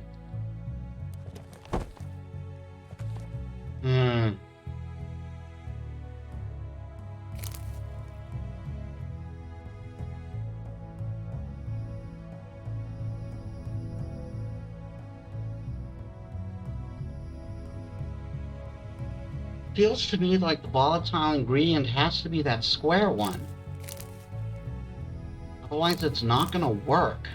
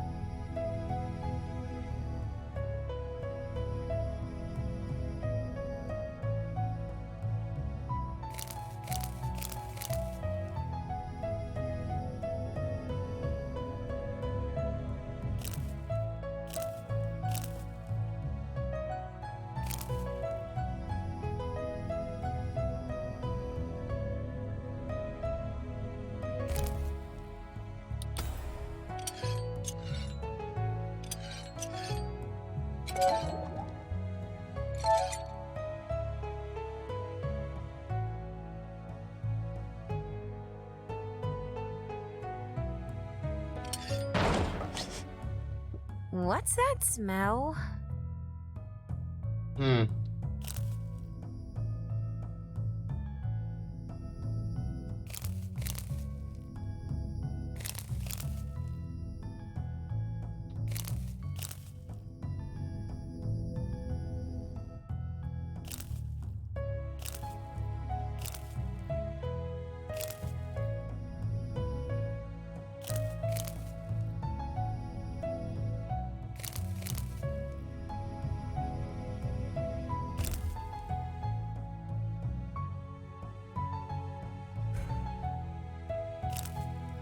I doubt this will work.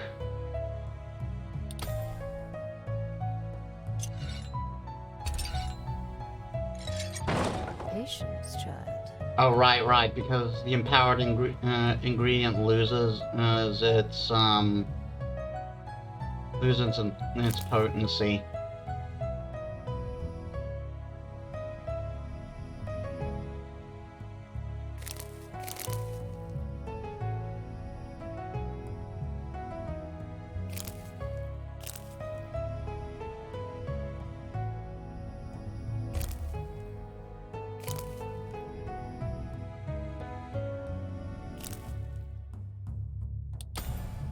Ah, yes.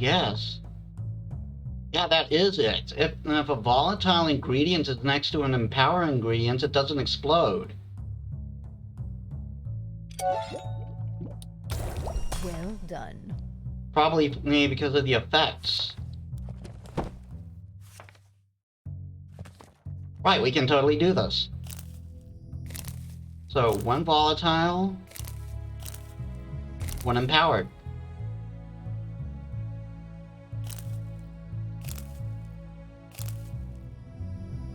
Hmm.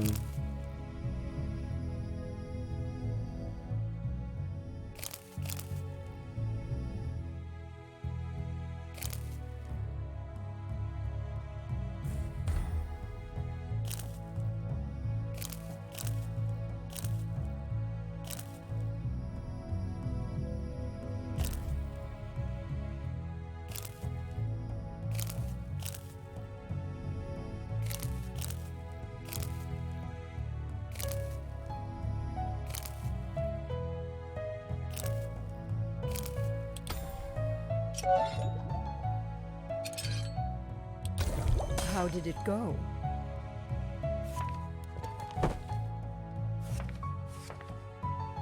We are on the run here, people. This is like the home stretch. 2 turns and 2 ingredients or less. And 1 volatile ingredients.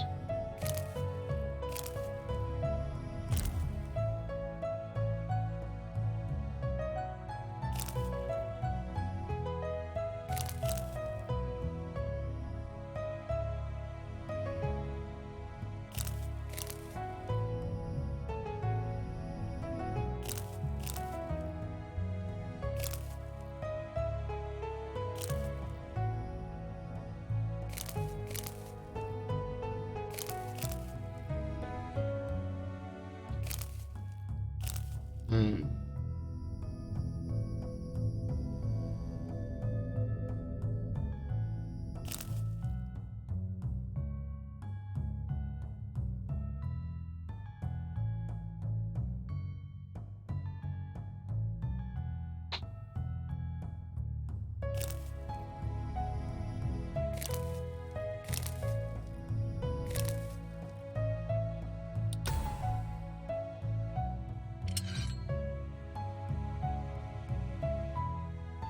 No.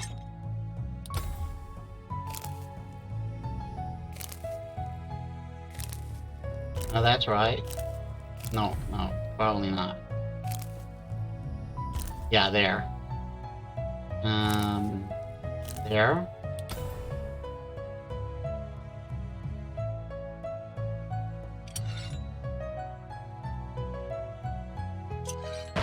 Careful when you add that. Hmm.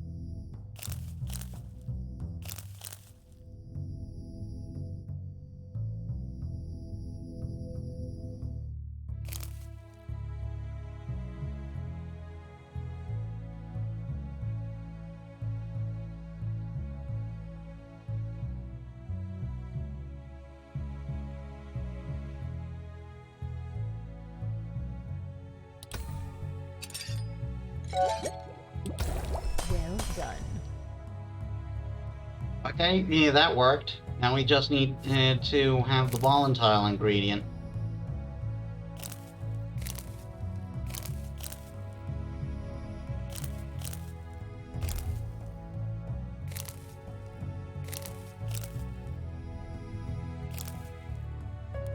Get that recipe out.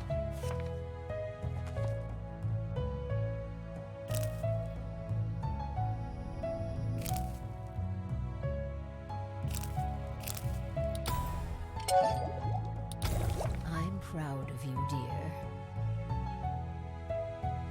Oh, because I didn't switch to the volatile, my bad.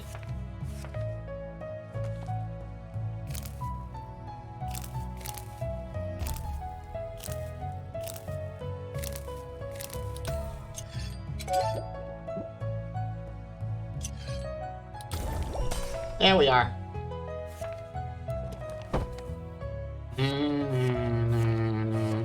Oh. Healing potion. Volatile ingredient.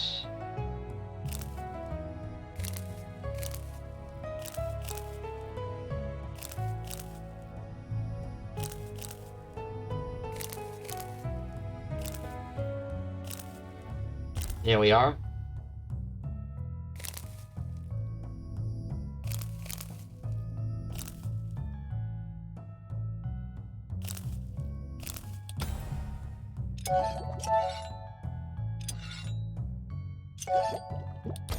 How did it go?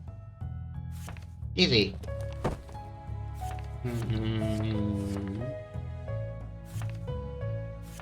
The glue bomb. More ways to make the true victor. 2 ingredients or less. Yes, and a volatile ingredient. I might need to take 2 tries on this.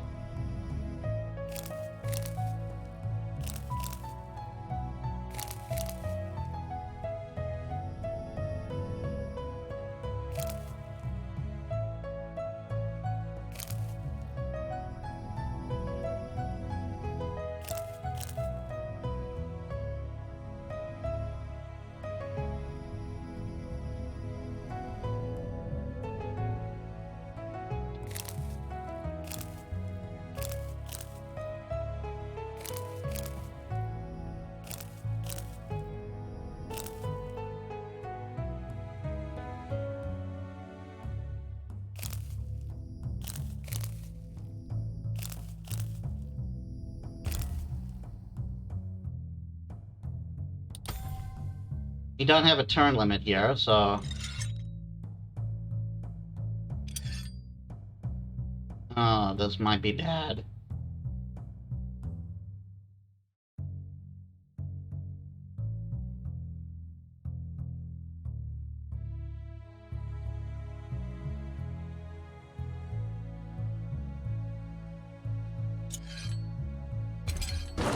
Oops. Nope.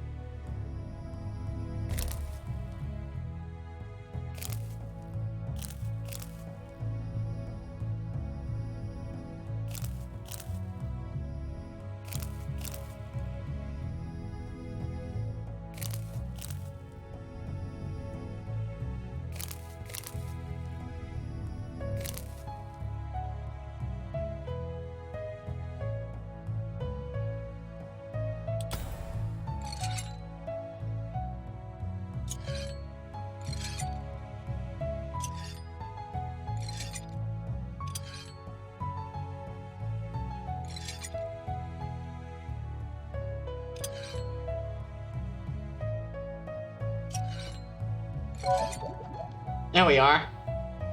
That's a lot. Insulate that one volatile one. Well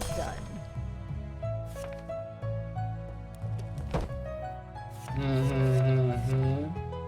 Eyeglass cleaner. Volatile ingredient.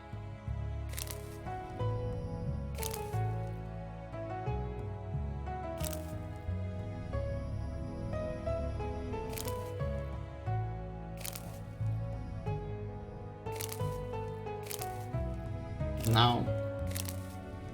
Nope.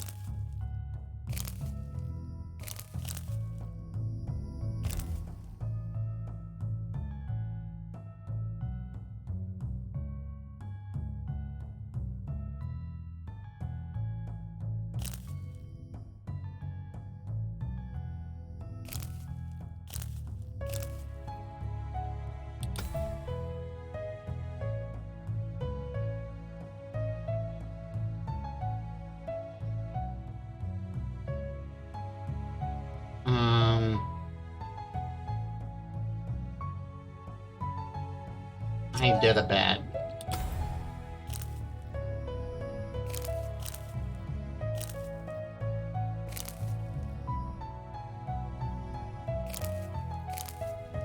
Want that to be empowered.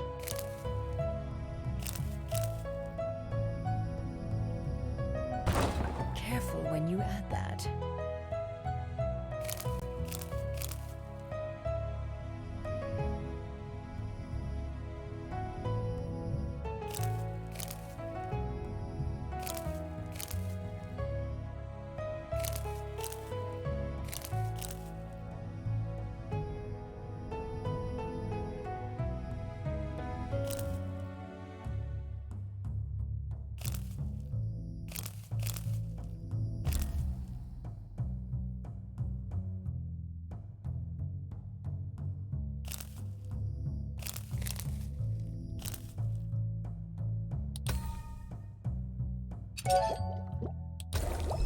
That's There we are. splendid.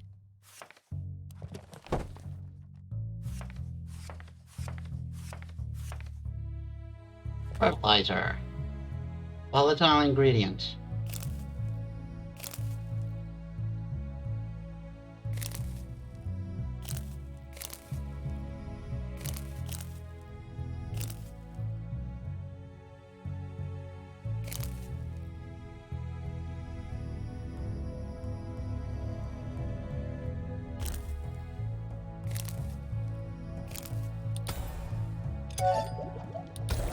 How did it go? It went swimmingly. Okay. Okay, we are done with the refreshers. Now we get into the new stuff.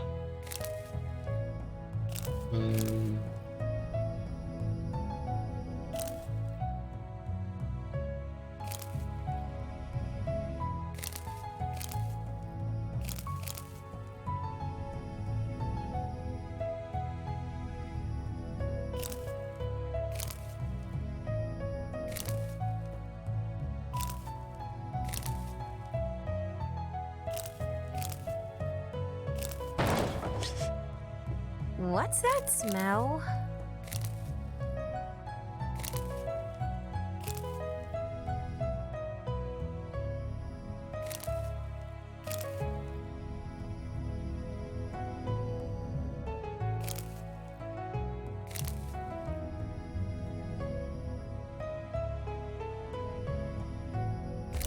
Yeah, that works.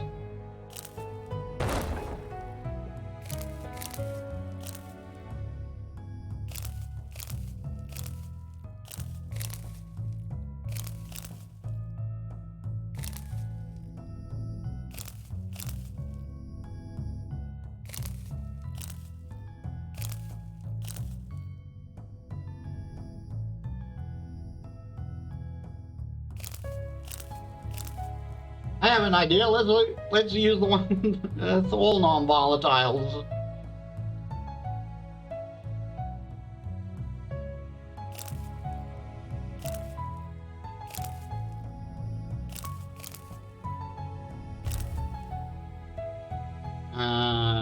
No.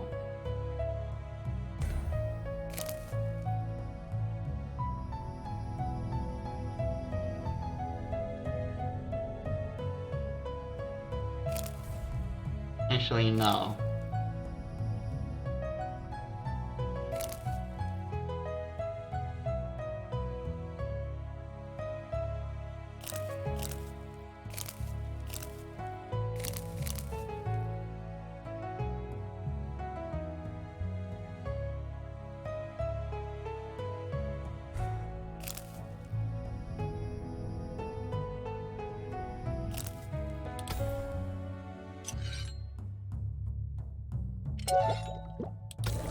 Whoa, look at that! 1 turn or less and volatile ingredient. And what was that? Protective ward. A protective ward that will keep intruders out of your home.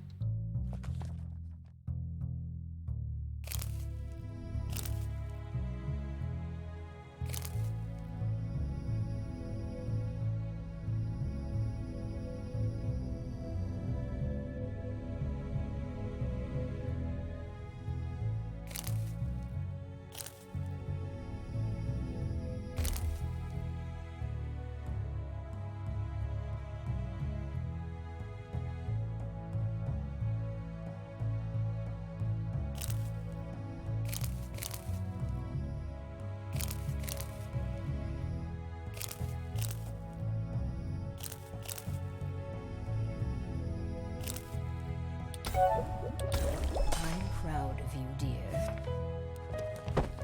Yeah, we have to use the volatile one separately. Couldn't do it in the 1 turn.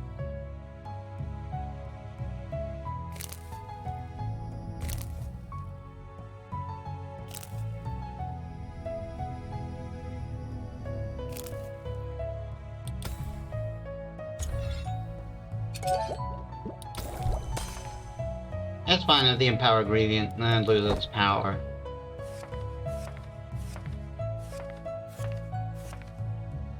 Mm-hmm.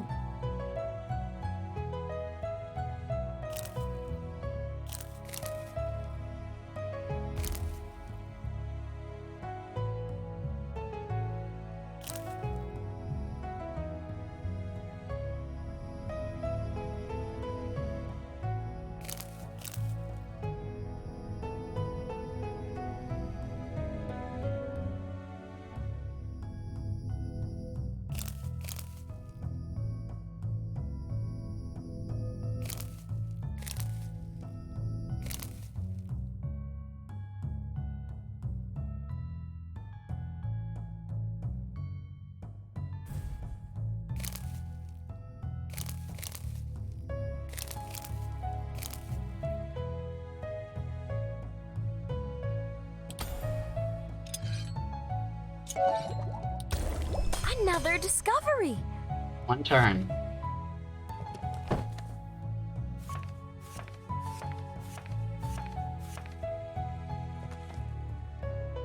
It'd be nice if there was an index of some kind, so you can easily access these.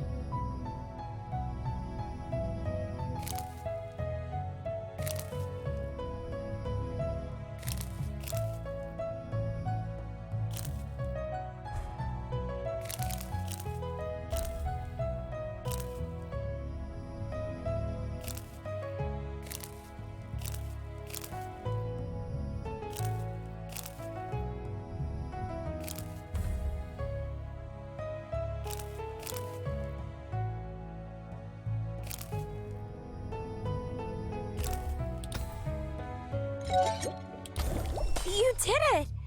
There we go. That's the protective ward.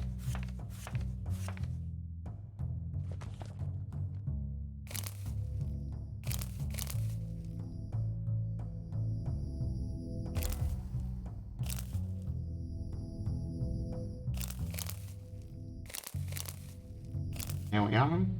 And actually, you can do it with that. No, we can't.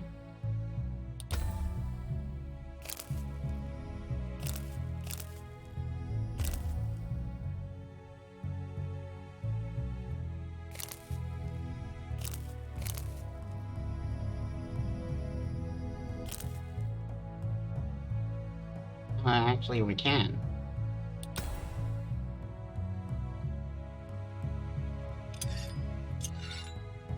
Hmm.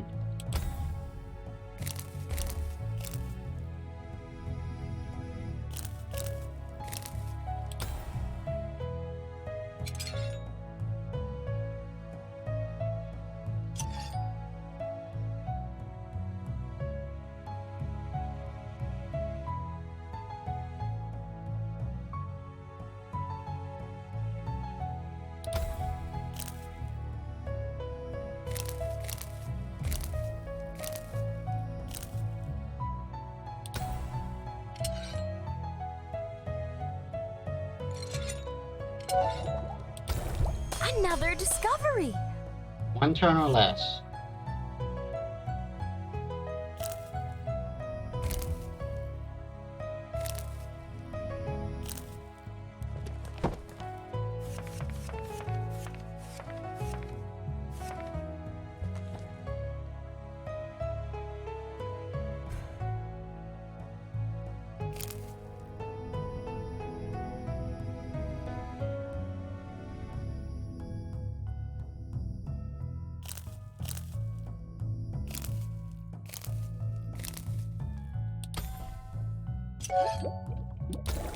Well done! Here we are.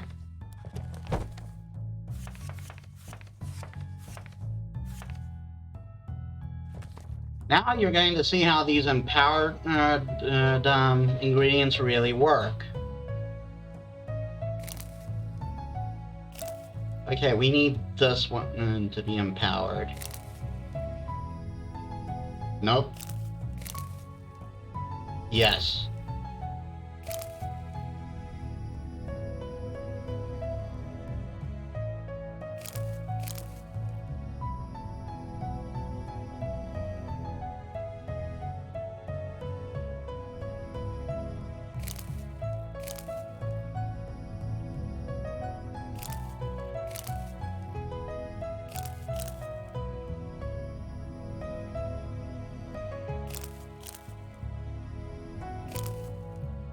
Okay. This might be tricky, though.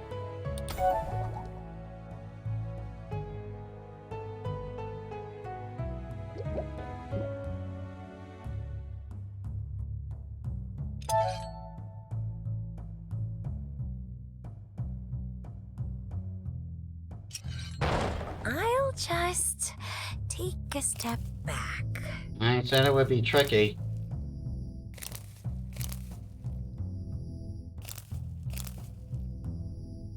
Because it has to be this one that's empowered.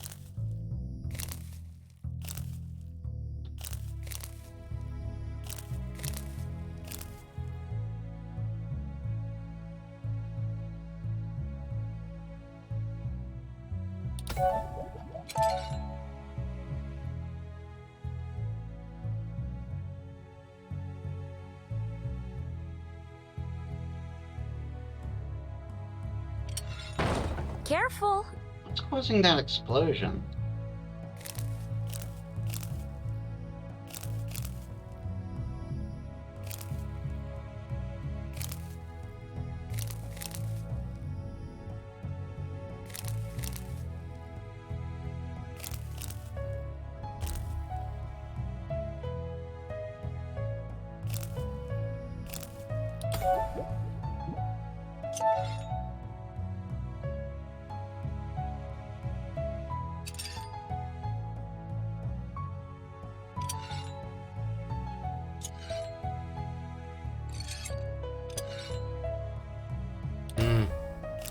You still need to be precise on some of these. Not all.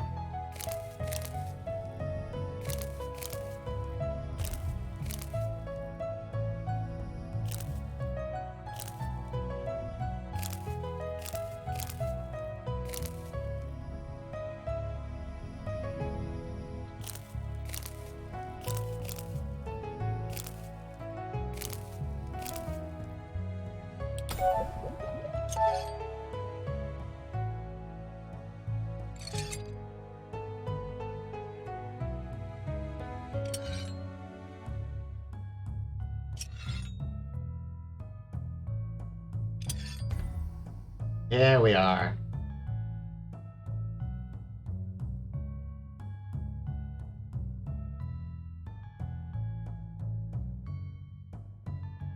I know, but we got a volatile. We got two volatiles. And I don't think that one's strong enough to keep them both from exploding. Yep. Patience, child. You see the idea, though.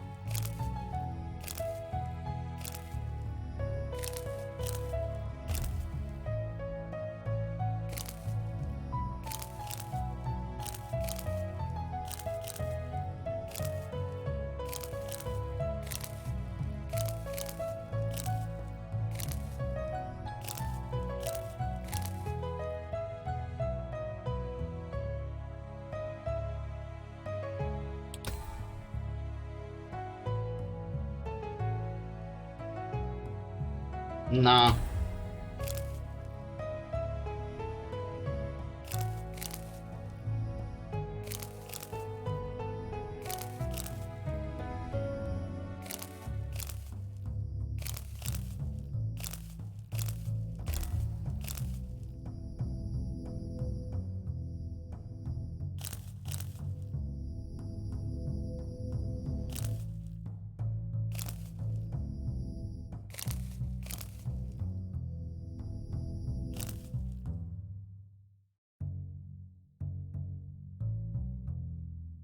Oh no, I was doing this wrong.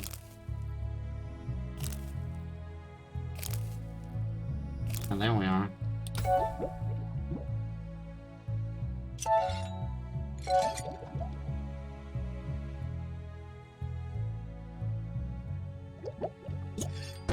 Let's try that again.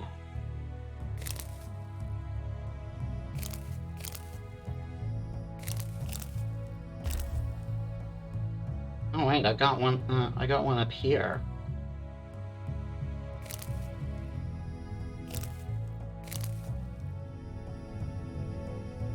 I'm not busy messing with volatile, with more than one volatile then.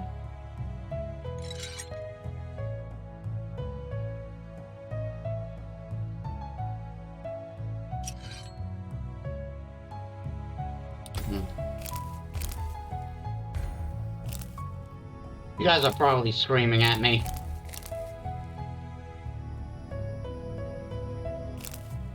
Like, it's so obvious, stupid.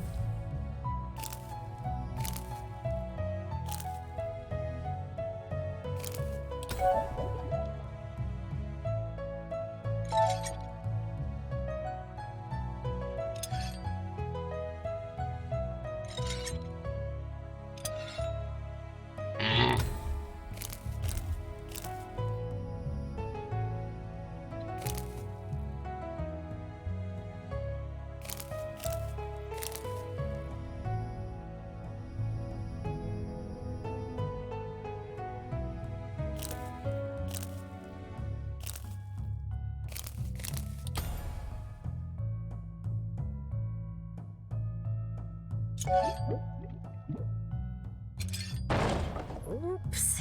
What causes that explosion? Like, there were no similar ingredients.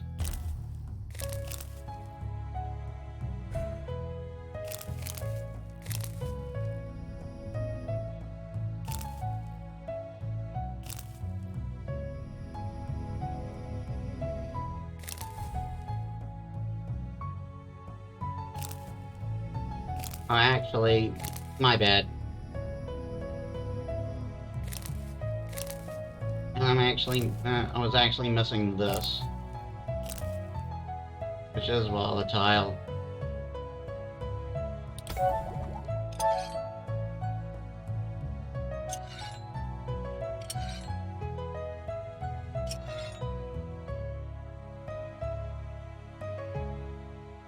Oh no.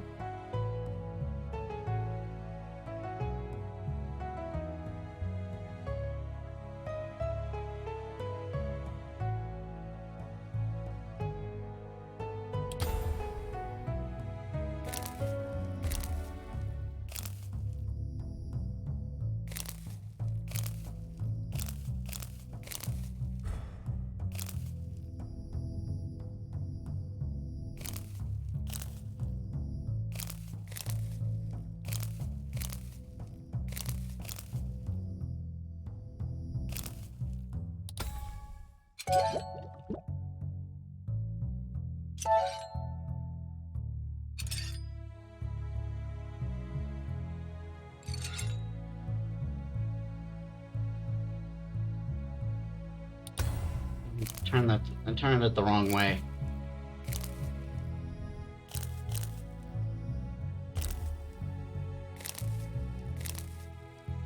Everyone's probably screaming at me right now, thinking and saying, "What the hell is wrong with you?"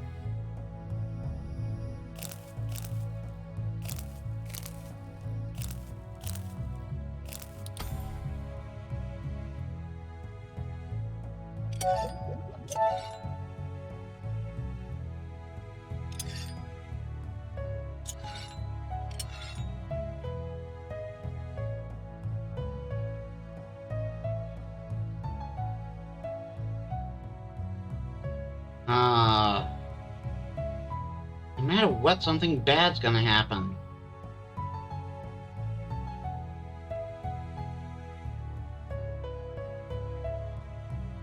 Unless... No. Patience, child. I don't remember how I did this before.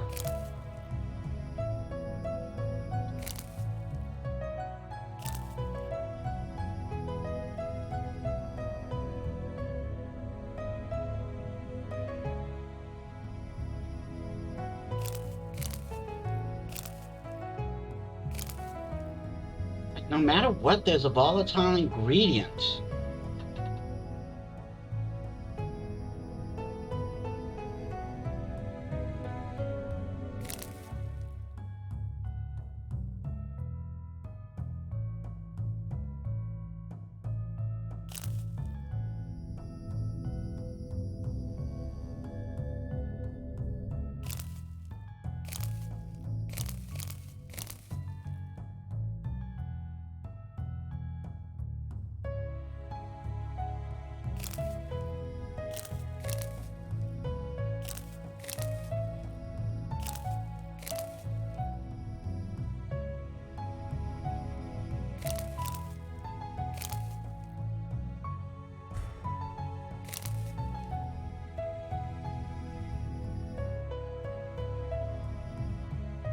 think it takes more turns than I think it does.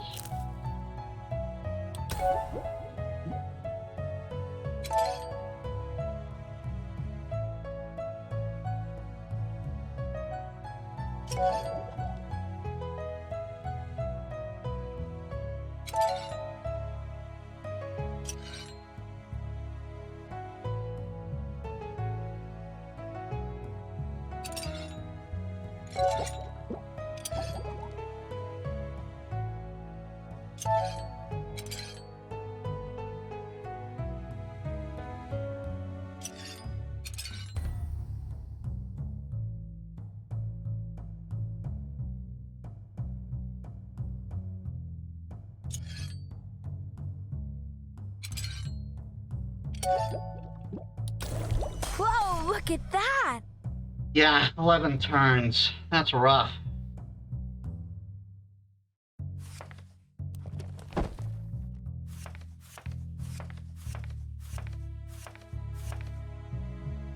Bottomless bottle. A potion that will make your bottle able to hold more potions. Don't pour into another bottomless bottle. It will break reality as we know it.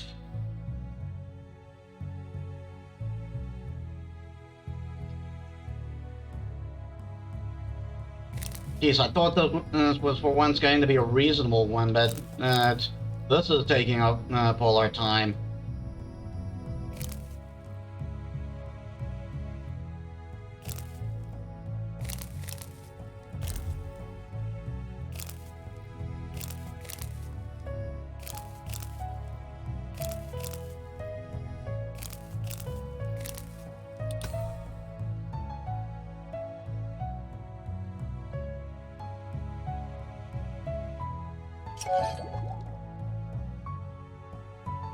Two,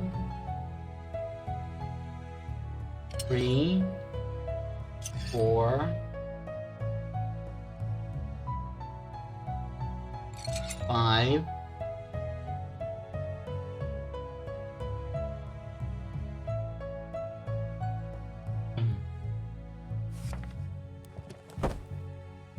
I think I'm on the right track. I'm just taking too many steps.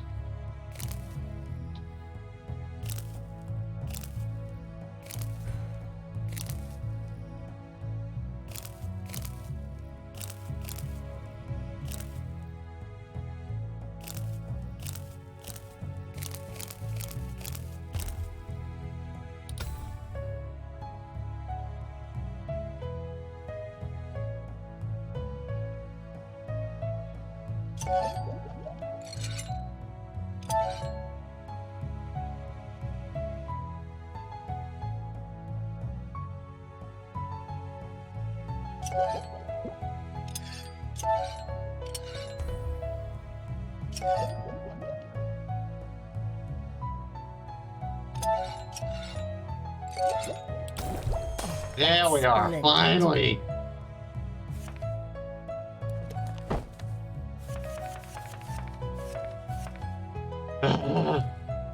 We can move on, finally! It's happened, people! We can move on! There we are. Oh my god, this one's got volatiles too. Still using 2.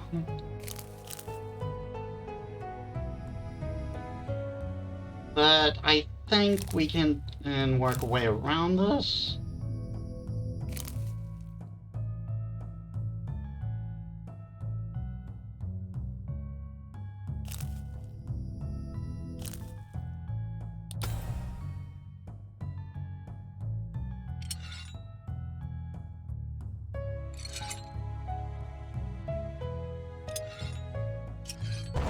I'll just take a step back. That was my mistake.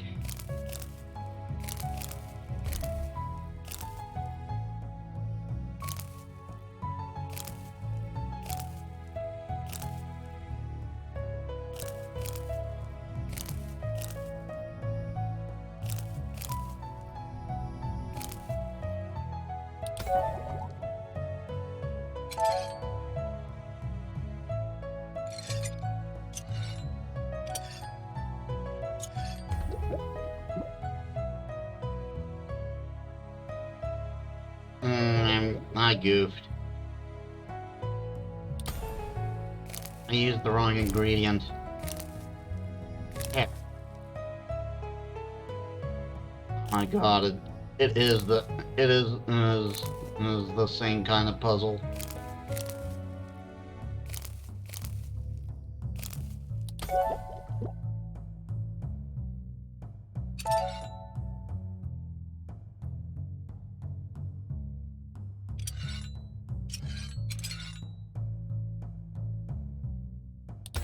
Yeah, it's the same kind of puzzle.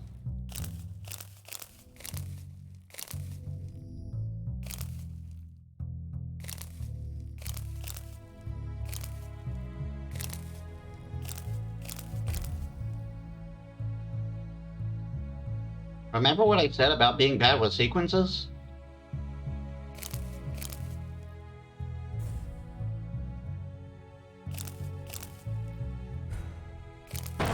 Careful when you add that. Okay.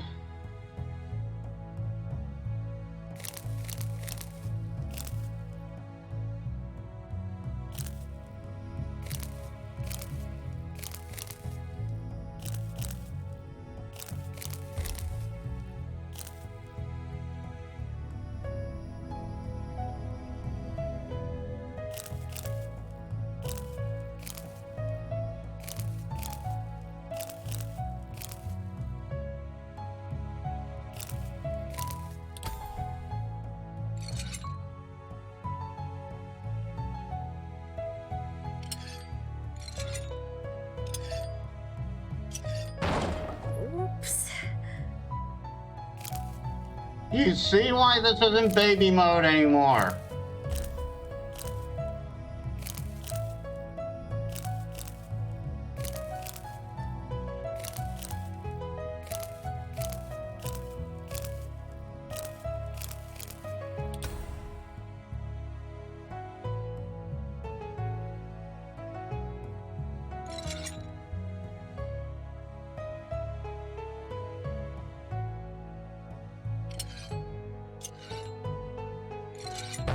Let's try that again.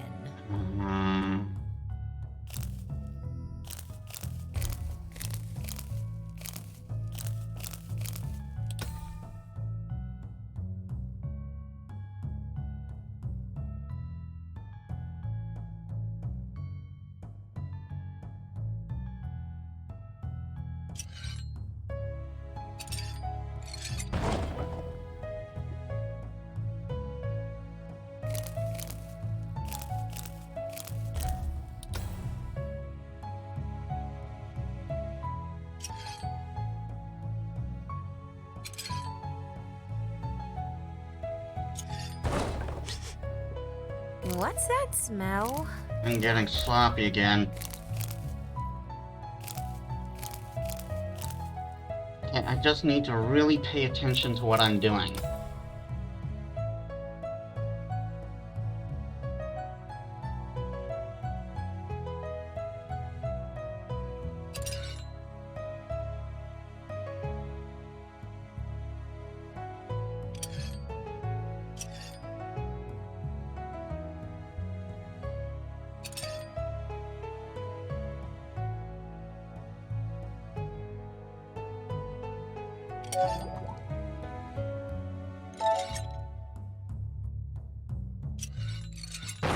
What's that smell?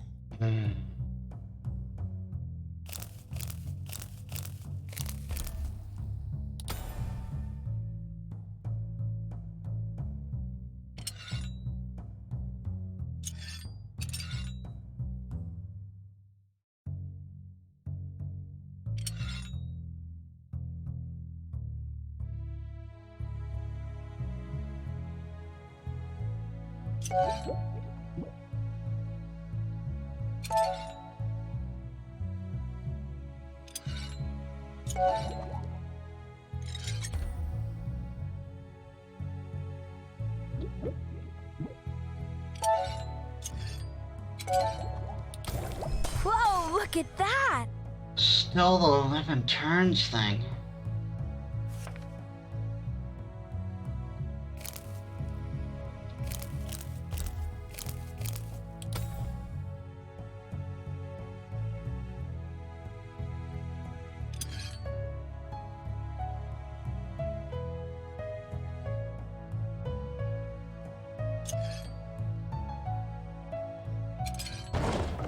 just take a step back.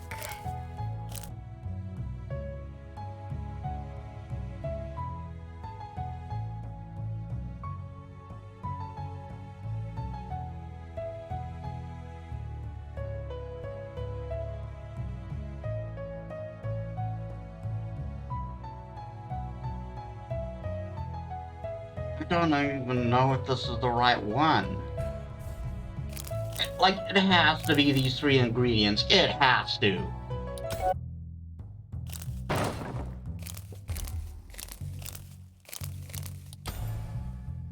One, 2, 3, 4, 5, 6, 7, 8, 9. I do not know what I'm doing wrong.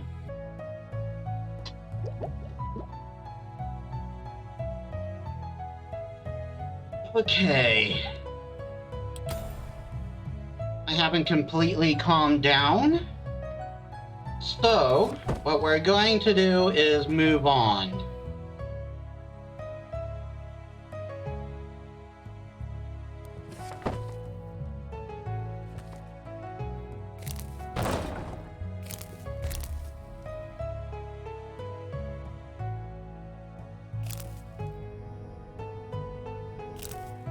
This should be easier.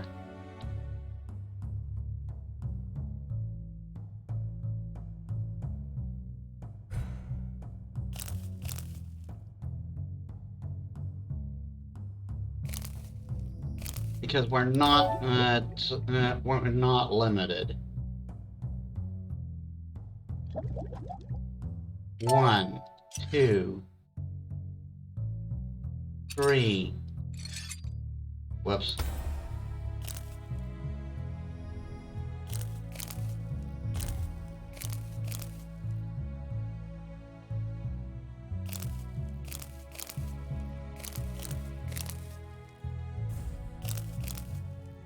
That's fine. Actually, that works great. 1, 2. Actually, no, that doesn't. No, wait, I think it does, actually. I think it does. I'm being silly. 1.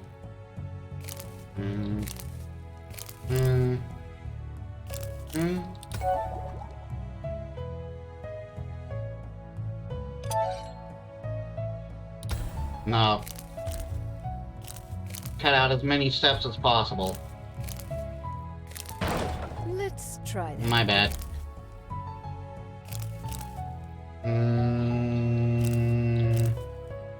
No. Yeah. No. No. We are not doing that. Yes. 1, 2, 3, 4, 5. My bad.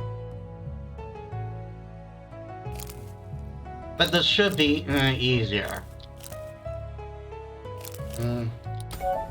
1, 2, 3, 4. I'll just I'm messing take up. a step back.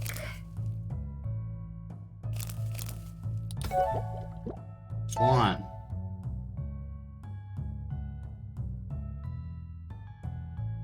2, 3, 4, 5.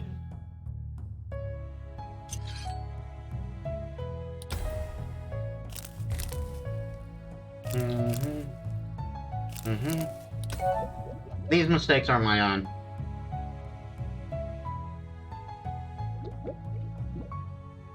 One, 2, 3, 4.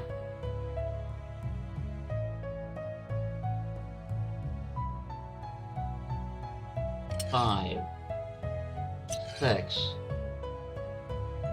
7, 8, 9, 10, 11. Whoa, Look at that! Ugh, I need 5 turns.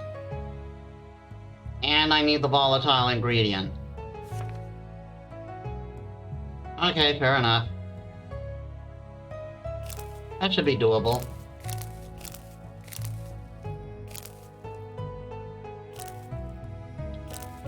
Because at least in this one, there's no mix of volatile ingredients.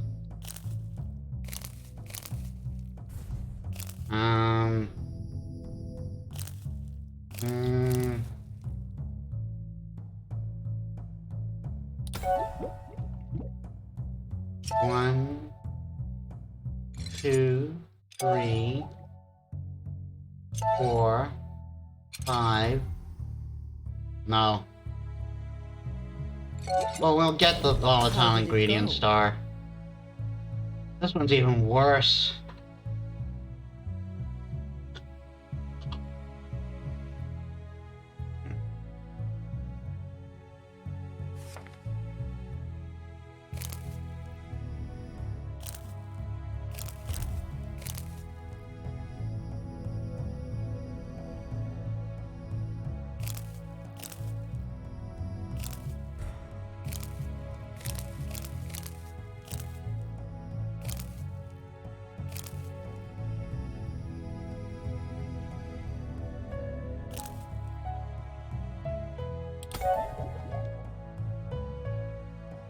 One, 2,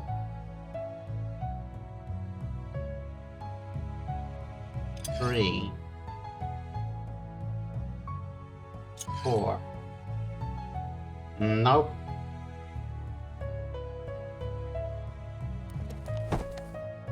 Well, let's see. Flower permanence.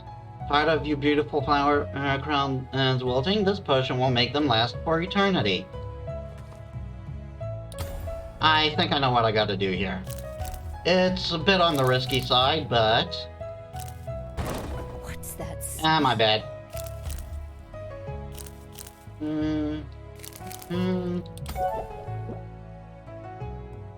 Okay.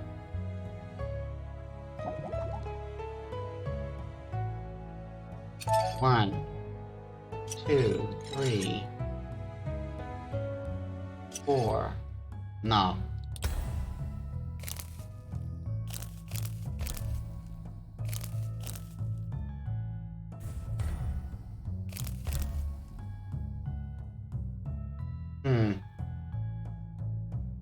Maybe this one is harder than I thought. Get in there, please.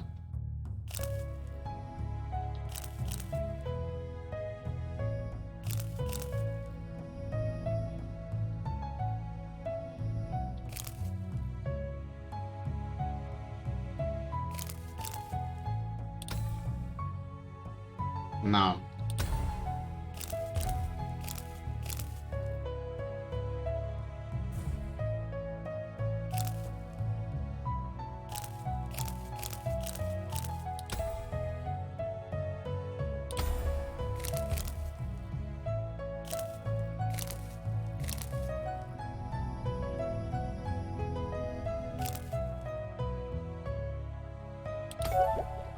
One,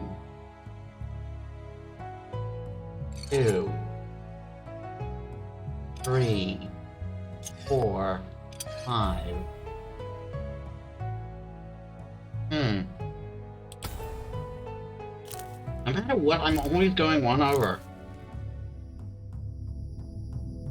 Maybe this is actually it. No. Can't avoid explosion like that.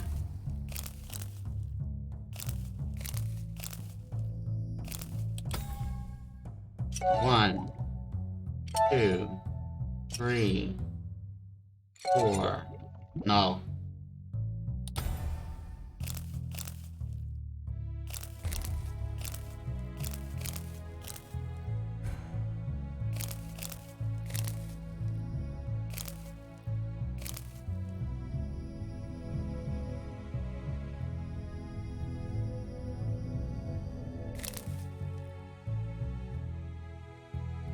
Maybe? 1, 2, 3. No.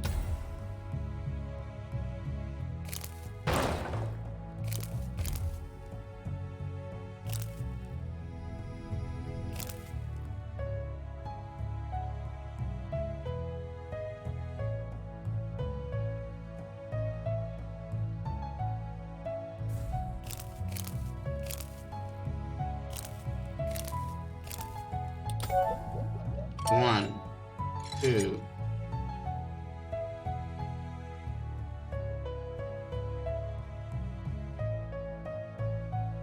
3. No. Ah.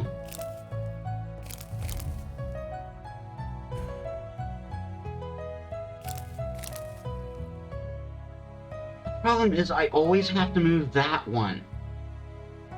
Like, that's immutable. As soon as I move that empowered one out, and it's going to lose its power. And there's no other ones of the same sigil that go in the right in the direction I need.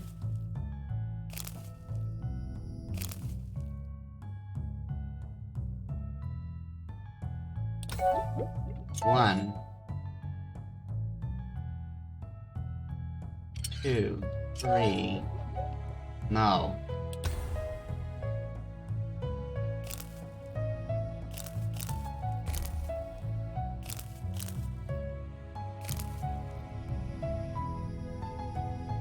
How did I do this before? I know I did.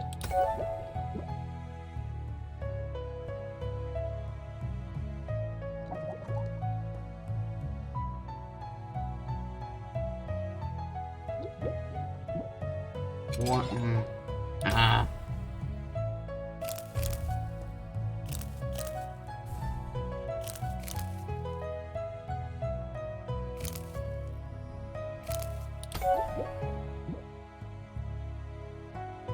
One, 2, 3. No.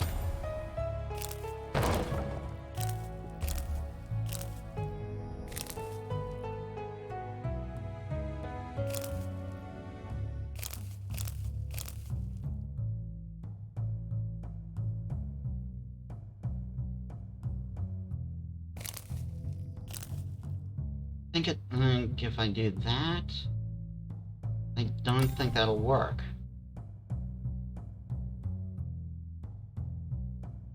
One,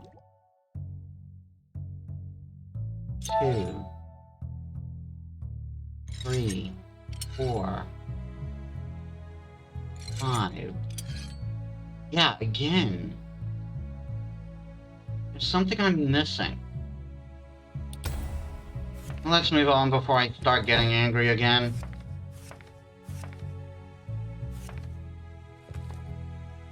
This one's not as bad as it looks. No. No.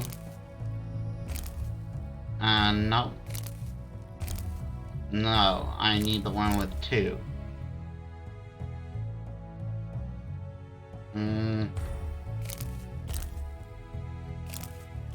There we are.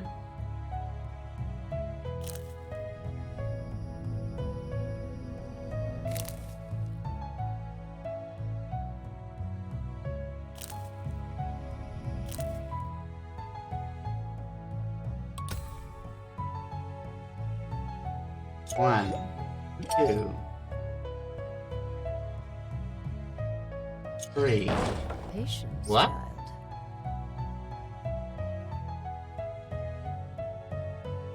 Ah, the volatile.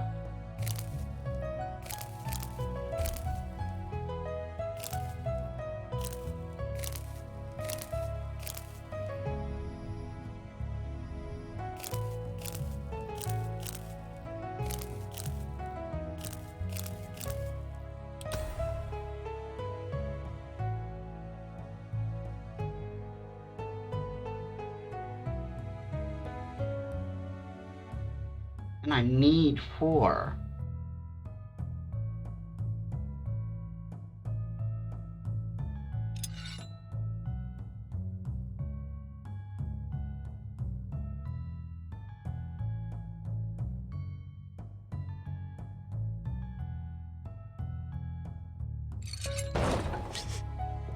What's that smell?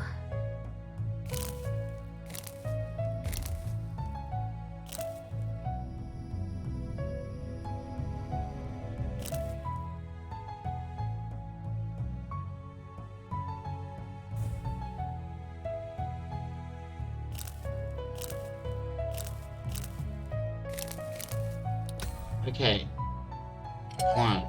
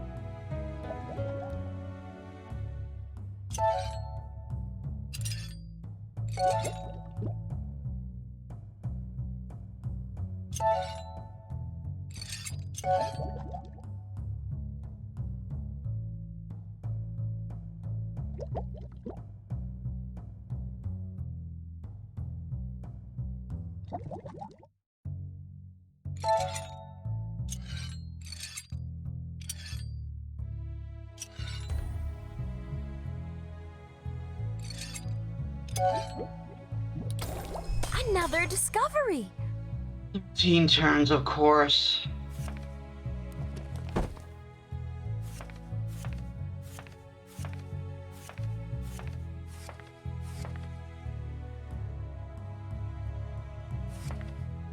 Powerful poison. Don't tell Elizabeth you've discovered this one.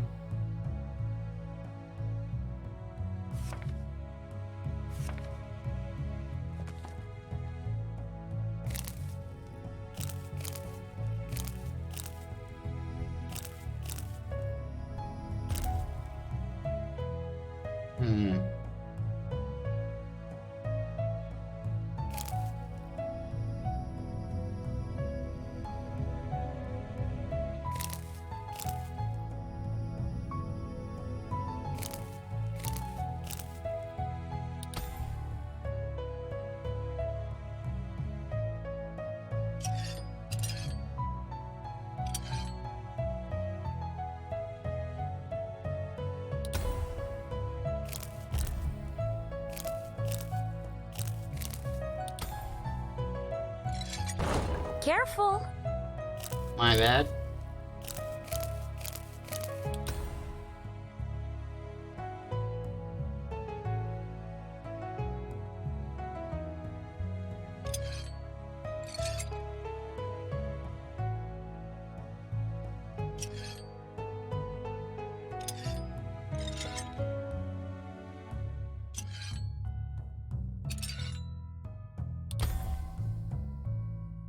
Keep messing up.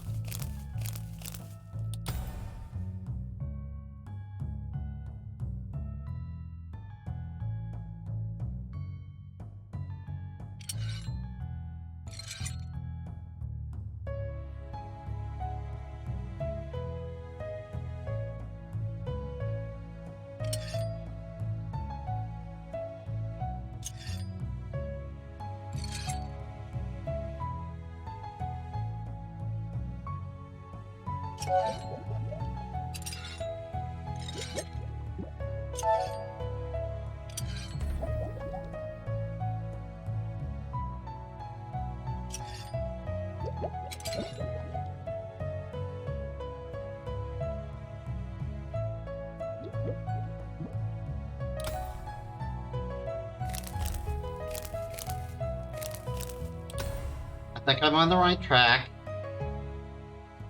I'm trying to get as many of these turn-based ones as possible.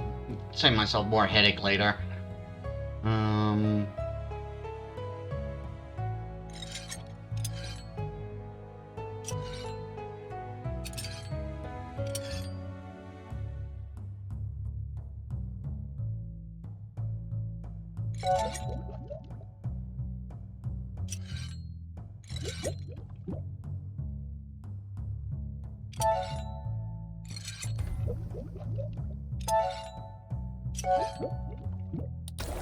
Whoa, look at that! And turns or less. I think I can do that.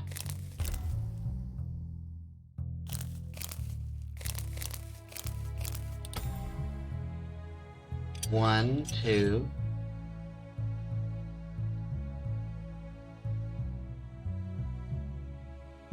Three, 4, 5, 6, 7, 8, 9, 10. Actually, I think that might be it.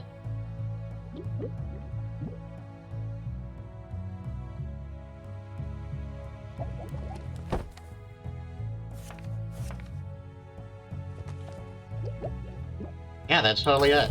Well done! I went over by accident. That one was easy.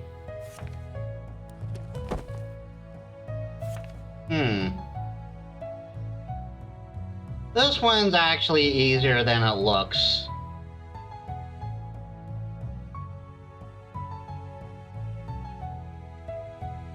This one's the hardest one because it's the trickiest.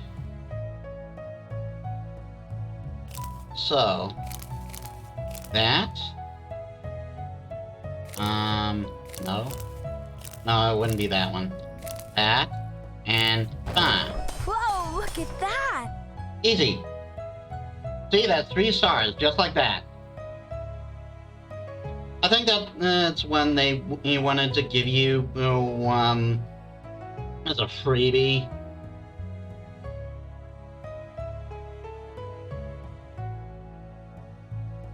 You know what, this recording's actually getting absurdly long. So, for now, we're going to take a break. We're actually going to continue with the story, and I'll get back to it in the next chapter.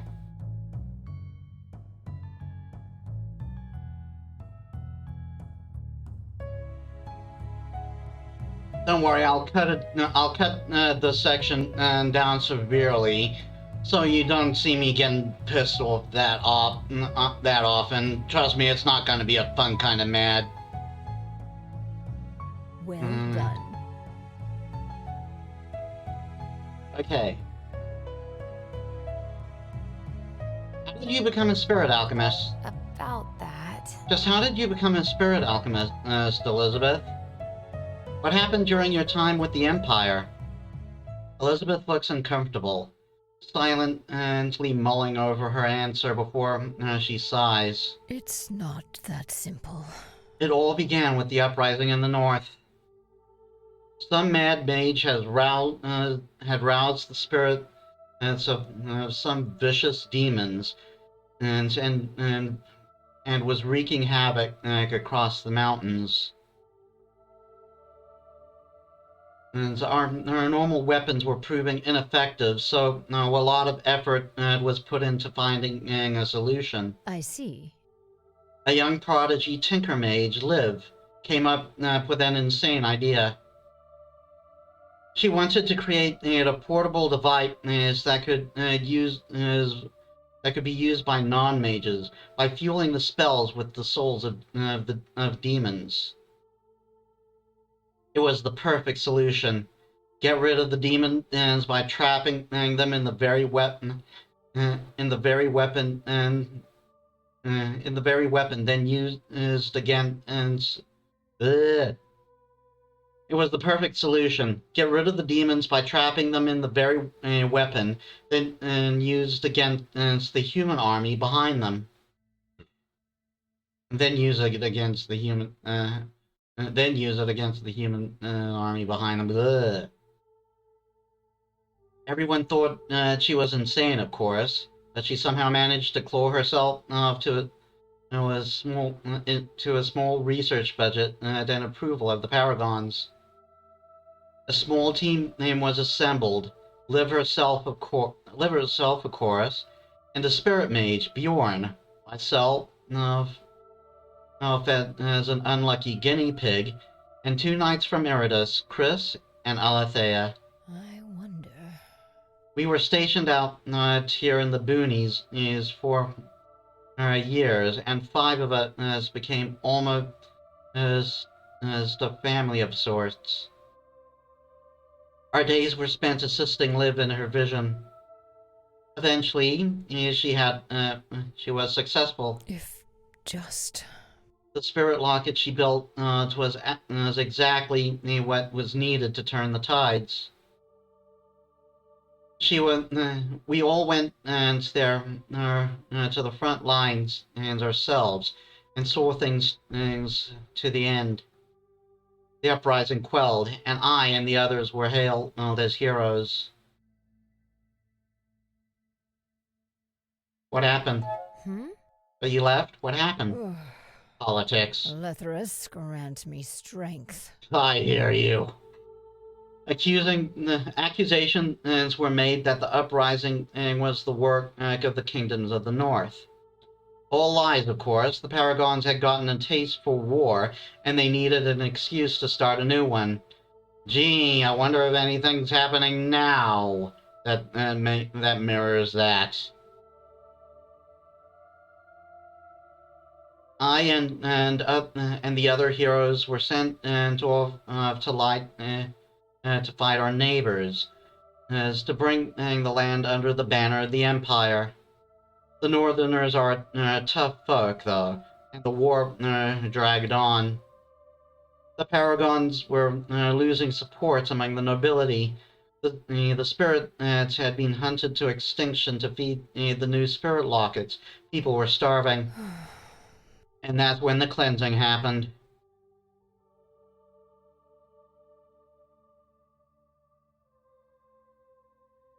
They needed someone to blame. I can't believe this. The Empire. They just needed someone to blame. Elizabeth nods with a wry smile. I see.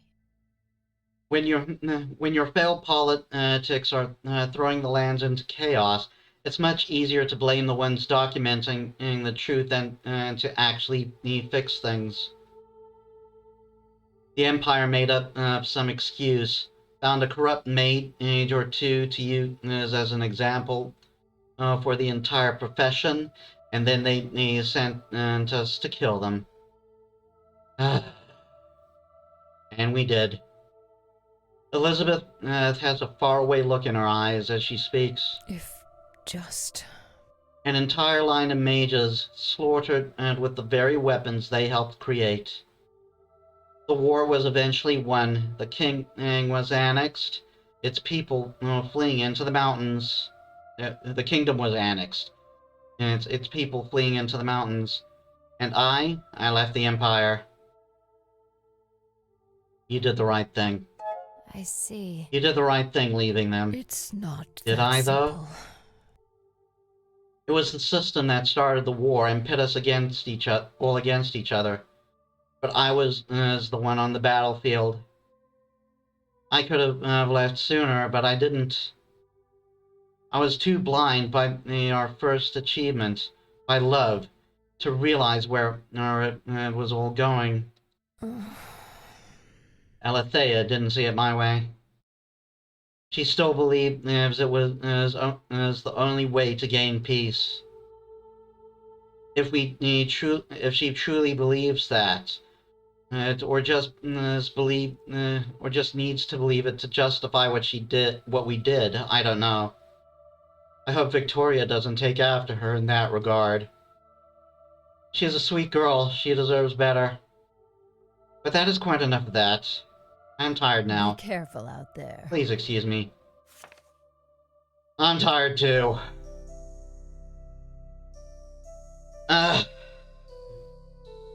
We aren't just going to resume. I'm not going to go for those stars. Just looking at it, yeah. Now, you probably caught a glimpse of my previous star record. You can tell we're almost done. It's just those 3 stars. But I still haven't completely calmed down from that. So I'm going to I'm going to instead move on to the next chapter, and we'll start off the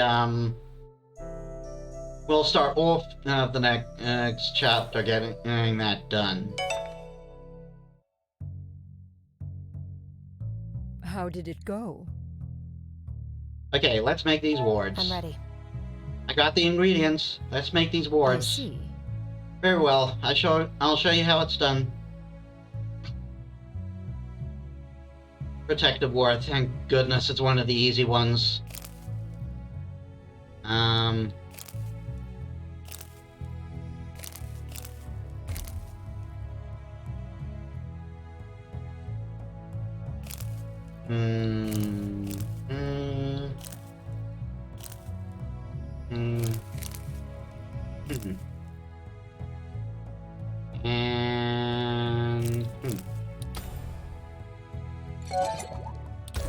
You did it! There we go. A hell of a lot easier. Let's do this. Well done. These wards should be enough to keep any demon out of Quinn's shop.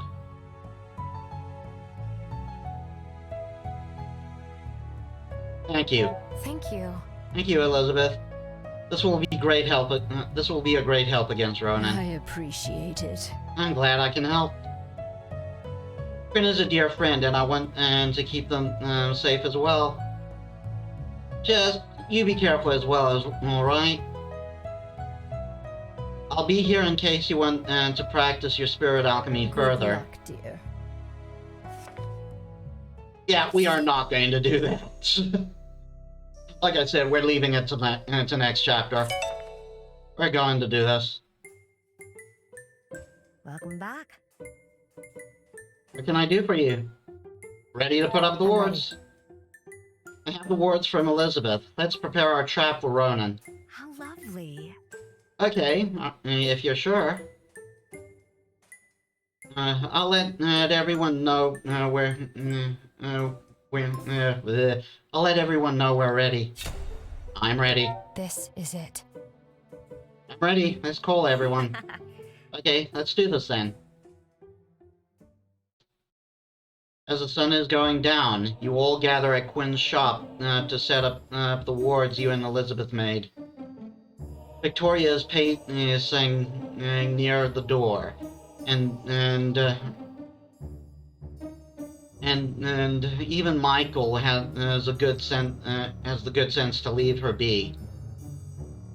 You know it's serious when Zealous 2.0 won't mess with someone. It's been quite a while without Ronan making another move, and it's driving the former demon hunter nuts. Quinn is taking it in her stride, however. Looking delighted to have so many guests, they have been flitting around serving tea and are now engaging in a deep discussion with Caden and on the flora found in the southern mountains. You finish setting up the ward just as Mime comes creeping in and through the door, the bell giving her away. How curious. You are cutting it quite close there, Mime. A few more minutes and you'd be trapped on the wrong side of the ward. Sorry, I didn't mean to be late. My baby.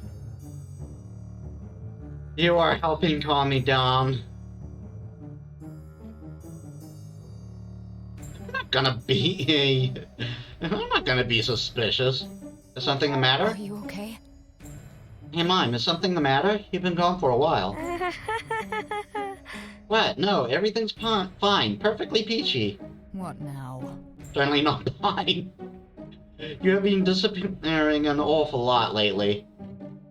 I decided to put some trust in you, given and everything that's happened. I hope that was not misplaced. Come on. Of course not. I'm not doing anything wrong. I've been keeping a lookout for Kim. We wanted to ask him about his brother, right? I just thought it was odd we hadn't run into him yet. I mean, the town really isn't that big. So I'm kind of worried. Oh boy.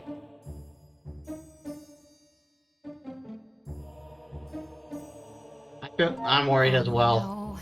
That is quite Hear worrying. me out. Right? I know we have to stay here and focus on protecting Quinn, You but see, he's just really nice, and I don't want anything bad to happen to him. I know we haven't actually talked much, but I just get this feeling from him. It's a bit difficult to explain, but his soul smells like home. What? Yeah, remember how Quinn was talking about nature mages? really? Home? Quinn has stopped pouring tea and is giving Mime an odd look. Alarm bells! Yes, I know it sounds odd, but he reminds me of the forest. Of tall trees and grass and wildflowers. That's new. Something the matter, Quinn? Anne looks with concern at her friend, and then Quinn hums. Curious. It's just... I just talked with Metis about this earlier. Nature mages like myself are often most vulnerable to spirits. They seek us out unprovoked because the magic we use is appealing to them. We feel like nature, so to say. Really? Huh? I guess you do give off a very similar feel, Quinn. Yeah, if you haven't caught it yet, Kim is a nature mage. I just always assumed there was the shop that smelled like this. Huh, the more you know. Mime, I think you're missing a detail here. Quite. Huh? What? Yeah, I'm going. I'm doing it. I'm going deadpan. I can't believe Kim's a this. mage. Whoa! He is? Wait, so that's why he was able to see me in the woods when we were looking for lilies. Yeah, I had the strong suspicion the first time I caught that. It's like, I was like, no way, no way, the twist is gonna be Kim's a mage. It totally makes sense. He what? Why didn't you say anything? Yikes! I just assumed I messed up my spell or something. This is bad. If Ronan is aware of this, it's likely Quinn wasn't the target at all. You hear the bell at the door. You whip around to see the haughty grin of Goldner as he confidently strolls inside. Not now! Good evening. Ugh.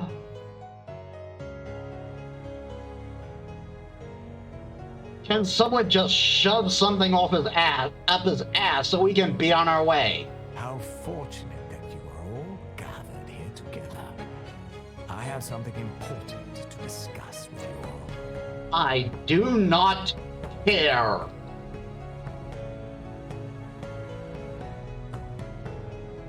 We do not have time.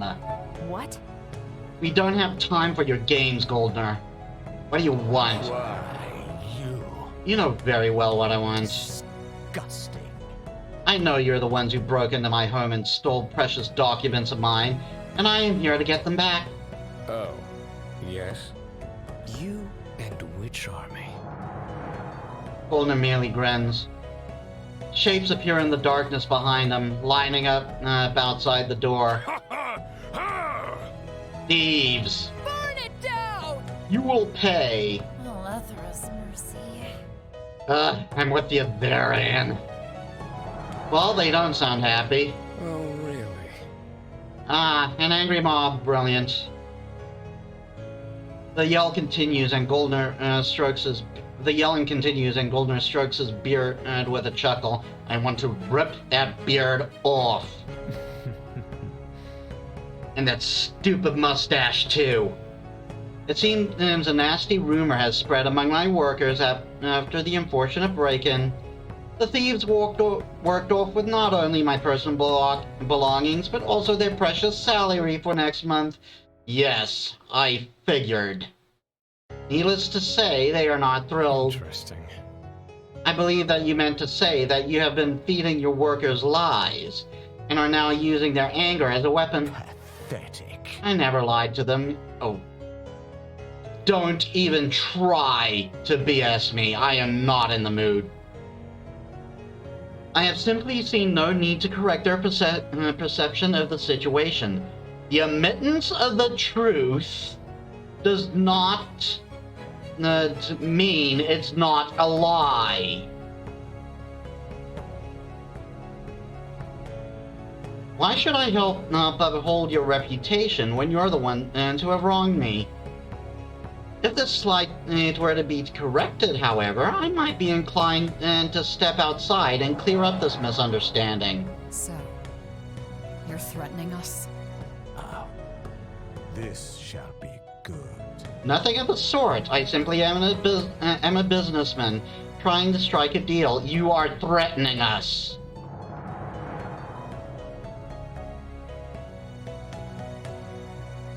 You know what? I am not going to be diplomatic about this.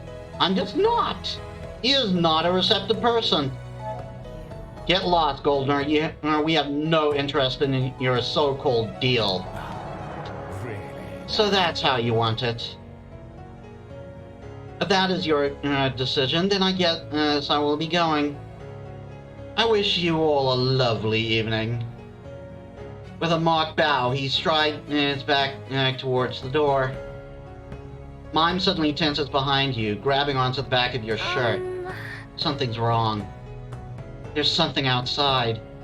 Goldner opens the door, walking out with a confident gait, right until a fist connects with his gut, and he is thrown back with a yell onto the floor, onto the flower shop floor. What in the world? A tall man steps through the door, eyes wild with unnatural rage. Kill the mages. Everyone get We ready. have to help. Michael, come help me with the wards. Victoria, the door. Got it. Already on it. Victoria steps over the writhing and whimpering form of Goldner to put the frenzied human back. Caden rushes in to help her slam the door shut and hold it as fists start pounding against the wood.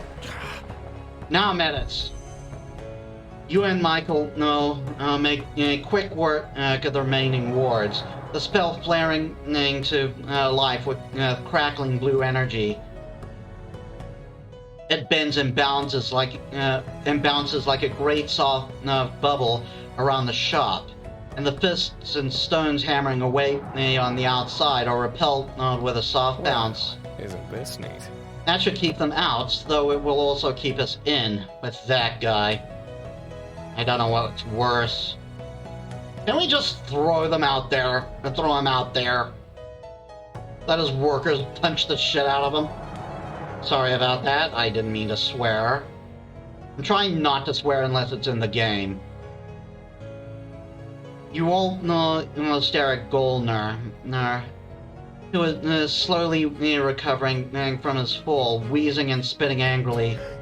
What? That imbecile punched me. Gee, I wonder whose fault that is. When I'm done with him. He pauses, realizing with a bit of delay that you are now all staring at him with varying degrees of exasperation and amusement. What now? That was close. Right, so what happens now? Is there some way to... Don't you dare ignore me, alchemist. I want to know what the hell is going on here. Enough. What happened is that your selfish lies have made your workers prime targets for demons to latch onto. Now now they're following its will until we can stop it. You? Golden's face scrunches into a sneer as he points a finger at Caden's chest. Disgusting. I knew you were helping this outlander scum. Not the time. We have more important things to worry about, you moron. Wait till I tell everyone and what you have been hiding. Oh, this'll be good. Bold of you to assume you'll be leaving this place with a tongue to speak with. Goldner's face pales. Hey! You... Enough of this. Enough. We have much more pressing matters to deal with. The ward seems to be holding up. We should be safe as long as we stay in here.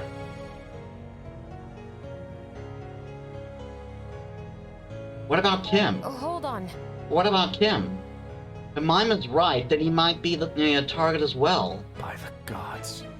Could it be that this was his real plan all along? To make us barricade ourselves in here while he goes after his true target? The mine workers continue their frenzied onslaught on the barrier. It is awfully convenient that they would show up here for the demon to possess, isn't it? Yeah, indeed. What do you say, Weasel Man? Weasel Man. If there's ever a word to describe Goldner, Weasel Man is perfect. How did you learn about us being here tonight? Yes, how did you?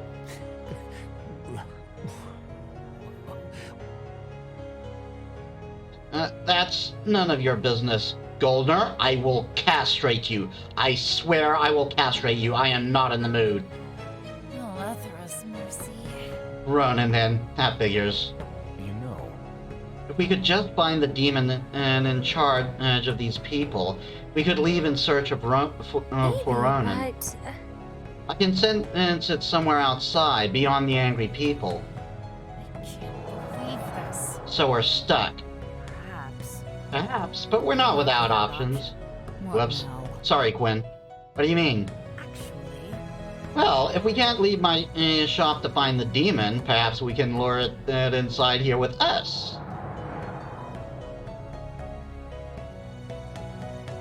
Tell me more. what do you mean? That sounds like an idea. What are you thinking? Another thing. If we release the wards, those friendly people will barge in here. No doubt the demon would use the chaos to target someone in here. Most likely me. We simply have to be ready to catch it. Absolutely not. Quinn, I'm not allowing you to use yourself as bait. You have a better plan? Look, If I may cut in, it might not be necessary to use Quinn as bait. A nature mage, of course, is a very attractive target to them, but there is one thing they like even more. What? And what is that? Huh. Hate. Oh, we have got plans for you now. All eyes turn to Goldner, who is still fuming, holding his bruised chin. He's never going to agree to that. He doesn't have to. Michael, I swear. Are you insane? No matter your own personal grudges with the man, and he's still a civilian, we can't use him like that. Quinn is at least consenting to this mad plan, that is true.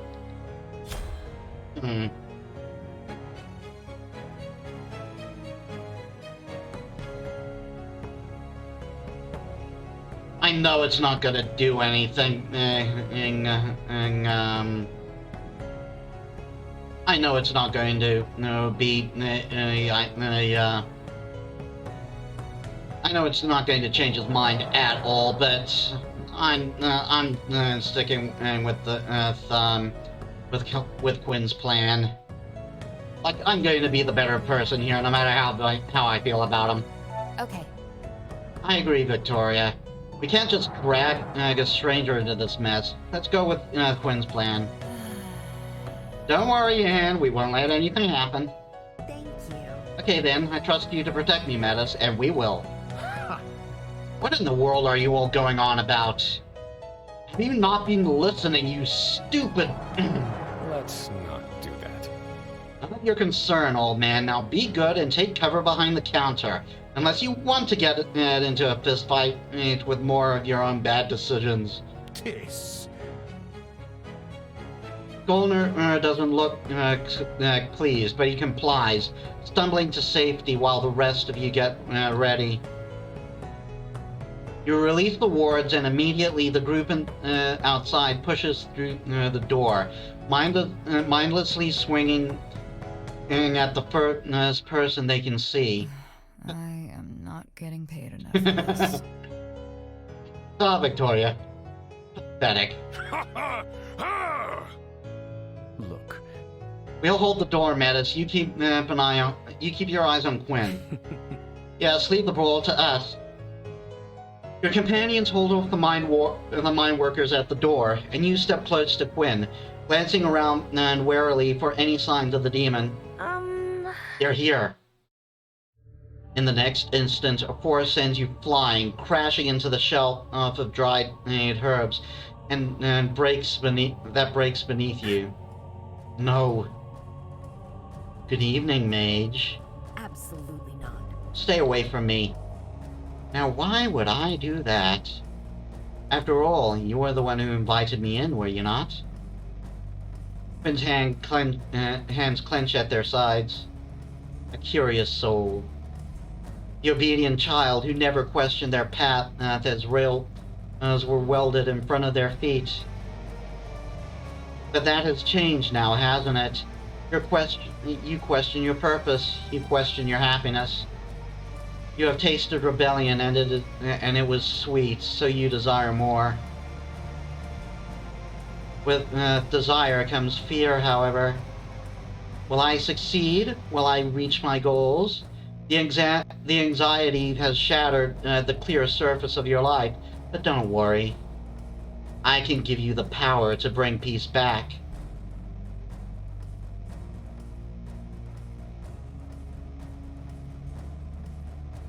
Like hell you will. This is it. I won't let you. You worry too much, Metis. I'm not so easily swayed. I know, that's why I was getting angry at him. You insolent. Let's go. Our turn, Metis.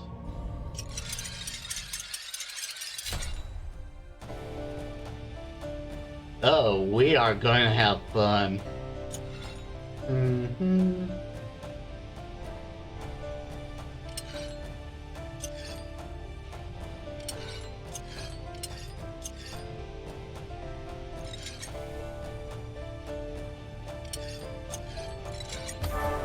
There we are.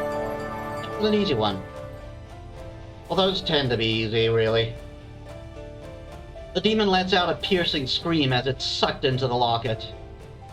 The frenzied mine workers stumble as the curse lifts, their shout replaced with confused murmur. Is it over?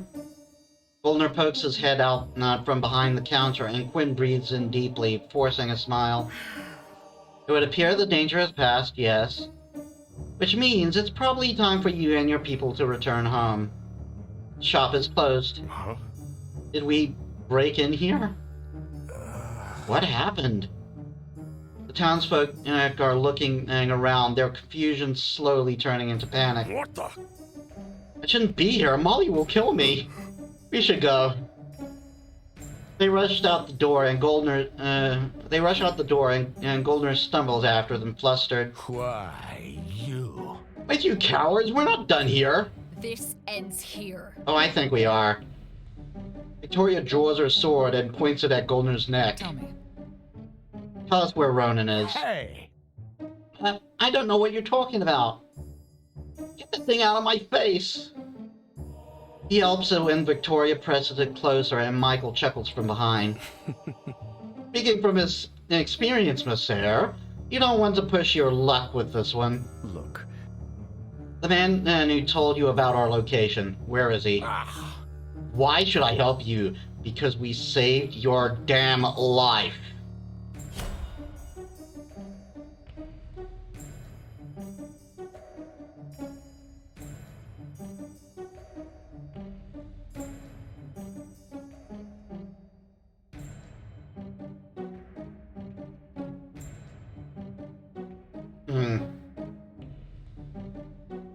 One word, sword. I am done being patient with you. You have a sword at your throat. I suggest you just speak. Why, you? Are you threatening me? I'm not the one threatening. It would certainly seem that way. Now, the question is, are you willing to test the knight's patience? Goldner grits his teeth. Pathetic. Fine. Let's see. The man approached me at the town square about an hour ago. He told me about your little meetup here in the flower shop and then left. He was heading out towards the woods, but I don't know where precisely. The woods an hour ago? He could be anywhere by now. It sounds to me like a you problem. You Arrogant piece of... Enough. You can go ahead and leave now, Goldner. done. Oh, I intend to.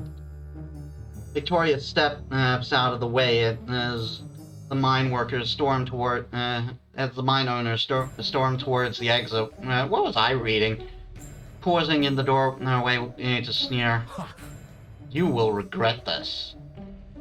And he leaves. Okay, to my memory, you try anything else, it won't work. And I think you have to, you have to eventually land at that one spot. I just went with the quickest way possible. Well, isn't this neat? Such a pleasant guy. Well, we did sort of threaten him with a sword, so nothing else would have worked, mine, trust me. How curious. Details, mine, details.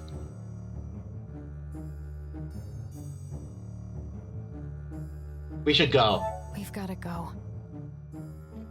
Who knows what Ronan has been up to while we've been stuck here. Kim, Time to go. come on. We know where we are heading. We shouldn't delay any further. And I need to go again one more time.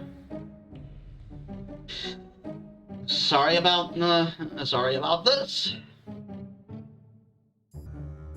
Sorry about that, but better here than in the middle of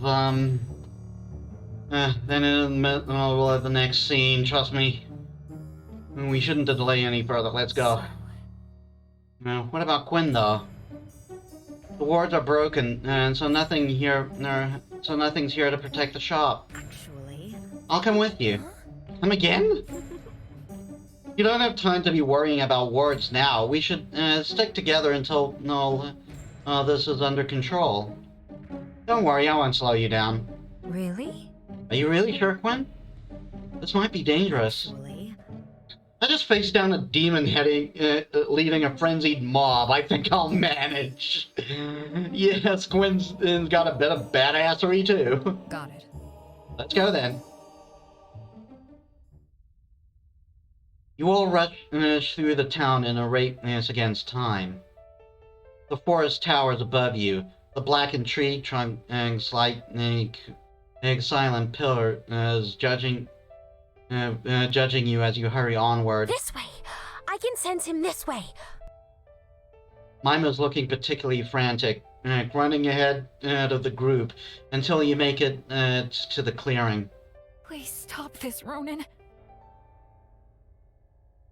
The demon wearing Ronan's skin and has his little brother cornered, the young boy looking distraught.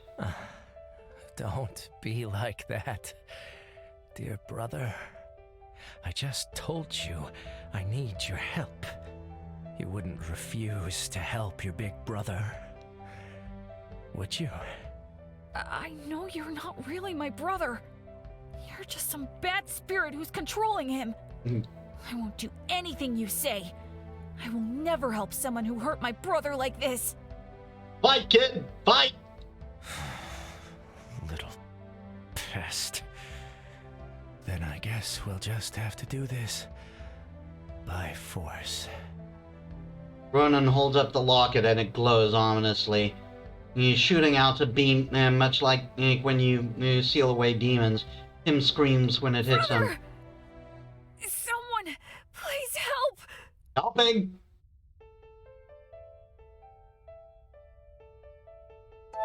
I have to help. Tim, no! I have to stop this!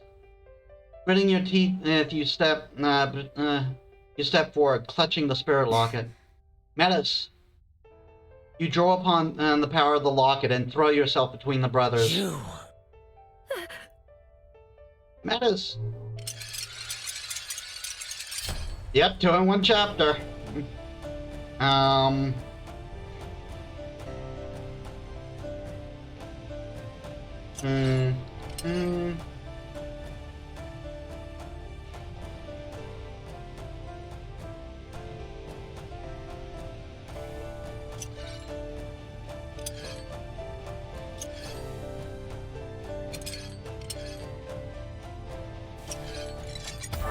There we are.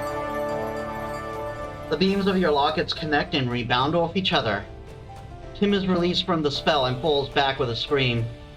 You lock eyes with Ronan and then everything turns white. You regain consciousness in the floating space, and in between where you once met mine. I read that wrong. You regain consciousness in the floating space of the in-between, where you once met mine. Am I dead? Am I dead? No answers. You can't see anyone in this space. Then comes the sound of crying. You wander, not knowing where your feet are taking you, or if you are even walking. You see a small child, crumpled up and hiding their face, their small body shaking with sobs. Your eyes widen when you realize horns are sprouting from their head, and the dark, leathery fabric wrapped around them isn't a cape but wings. You reach out towards them, but you never touch. You wake up with someone shaking you. Wake up. Metis. Wake up. Metis, wake up. Yeah, who wakes you up here depends on who you romance. Obviously. You open your eyes and find Victoria looking down at you. You worry in her eyes. Can you hear me? Talk to me. Are you okay?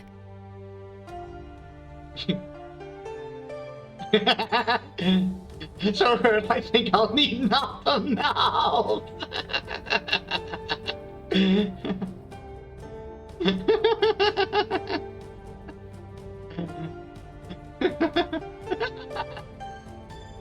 That's a great flirt.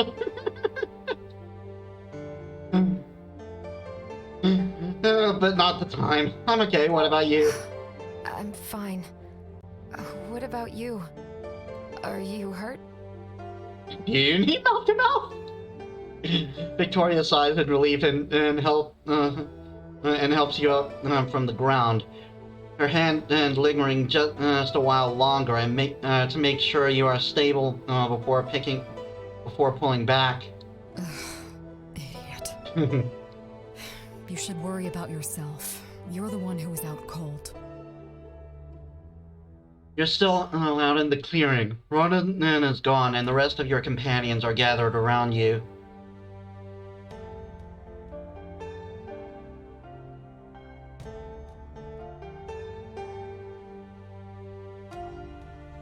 Is Kim alright?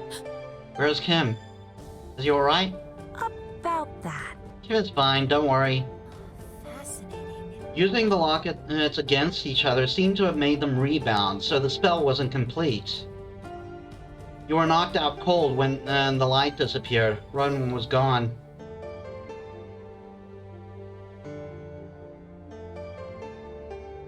He wasn't so tough. What do you mean gone? Really? What do you mean gone? He just disappeared? For now. I wouldn't count on him having just vanished for good, but it seems we won this round. You know.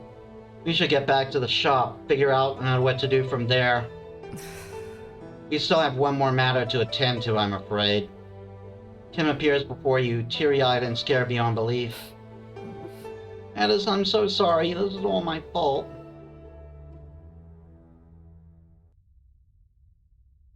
I pass out all the time. Yeah, it does seem to be a bit calmer with us, doesn't it? I'm okay. About that. I'm fine, Ken. I promise. Please don't blame yourself. Kim sniffles, looking up at you with big teary eyes. Are you sure? The alchemist is quite stubborn. They won't crack so easily. Look, Now that we know Kim's a mage, I have to arrange for him to be transferred to the academy. I might still have some contacts with the demon hunters as I can call in. No! Kim looks distraught. Can't leave now, not now. I still don't know what happened to Ronan. He'll be safe at the academy. This place is obviously dangerous. Right. But he's my brother. I can't leave him.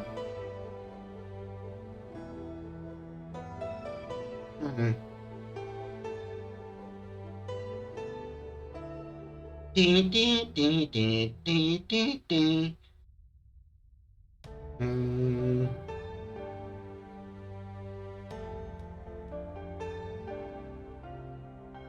He should be allowed to see this through. He's been helping us thus far. He deserves to be here for the end, whatever it may be. It's not that simple. look. Now that his powers have manifested, it's just a matter of time before accidents start happening.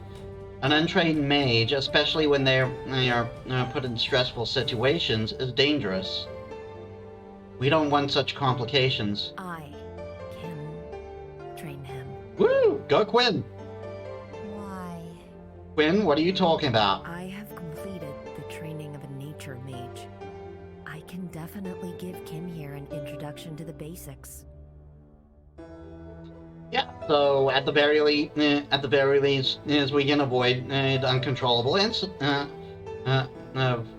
we can avoid problems on that side. He only just awakened to his powers. If I remember right, families usually get a bit of time to get their affairs in order before a child moves to the academy. So we're hardly bending the rules if we let him stay with me for a few days. I'll take full responsibility, of course. Tell me. You are aware of what that means. Obviously. Kim looks up at Quinn, a little bit scared. I don't want you to get in trouble because of me. Oh, aren't you a darling child? Don't you worry. I know what I'm doing. You look like someone who's had to shoulder a lot at such a young age. It's admirable. But please allow me to be an adult and handle these things for you. You should never have to cope with these things alone. Quinn. Kim starts crying. I'm ruining this emotional scene. Kim starts crying again and tackles Zephlorus with a hug. Quinn stumbles but holds him close, patting his head while gently cooing.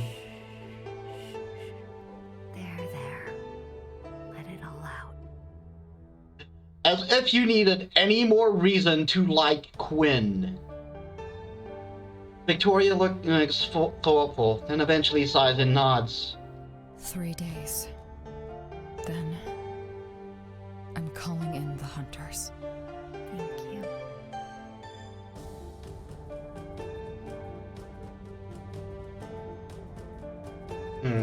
Thank you, Victoria. Thank you. Thank you, Victoria. Thank you. Yes, thank you very much. Victoria just sighs and looks away. You return for the night, leaving Kim and with Quinn.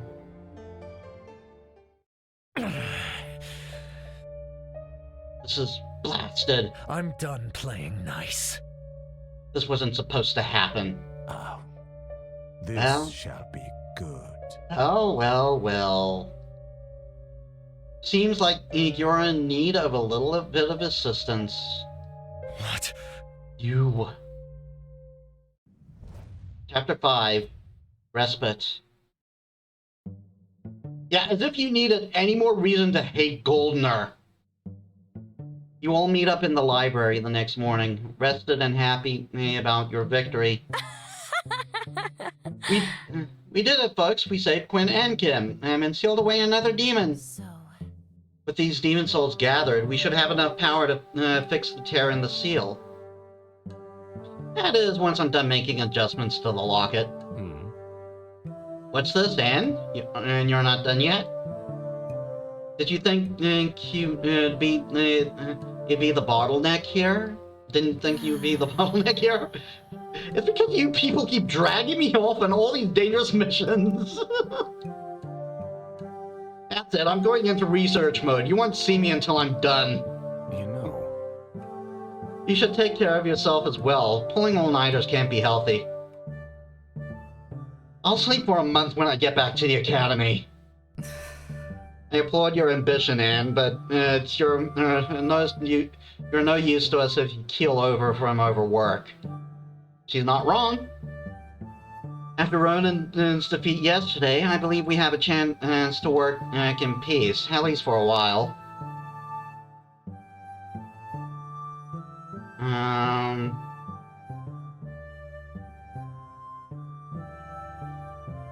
You surprised me, Victoria. I consider it Victoria. You surprised me. Why me? I'm being practical. Too many idiots have burned themselves out by rushing towards the finish line. Hear me out. If we're going to wait for Anne to finish up the locket, you think we can go to that flower festival everyone's talking about? It sounds lovely. Flower festival? Well, isn't this neat? It's a local celebration where the townsfolk dance and get drunk in town, and wander into the woods to watch the anemones bloom. I got through it! I got through it! How curious. Fascinating.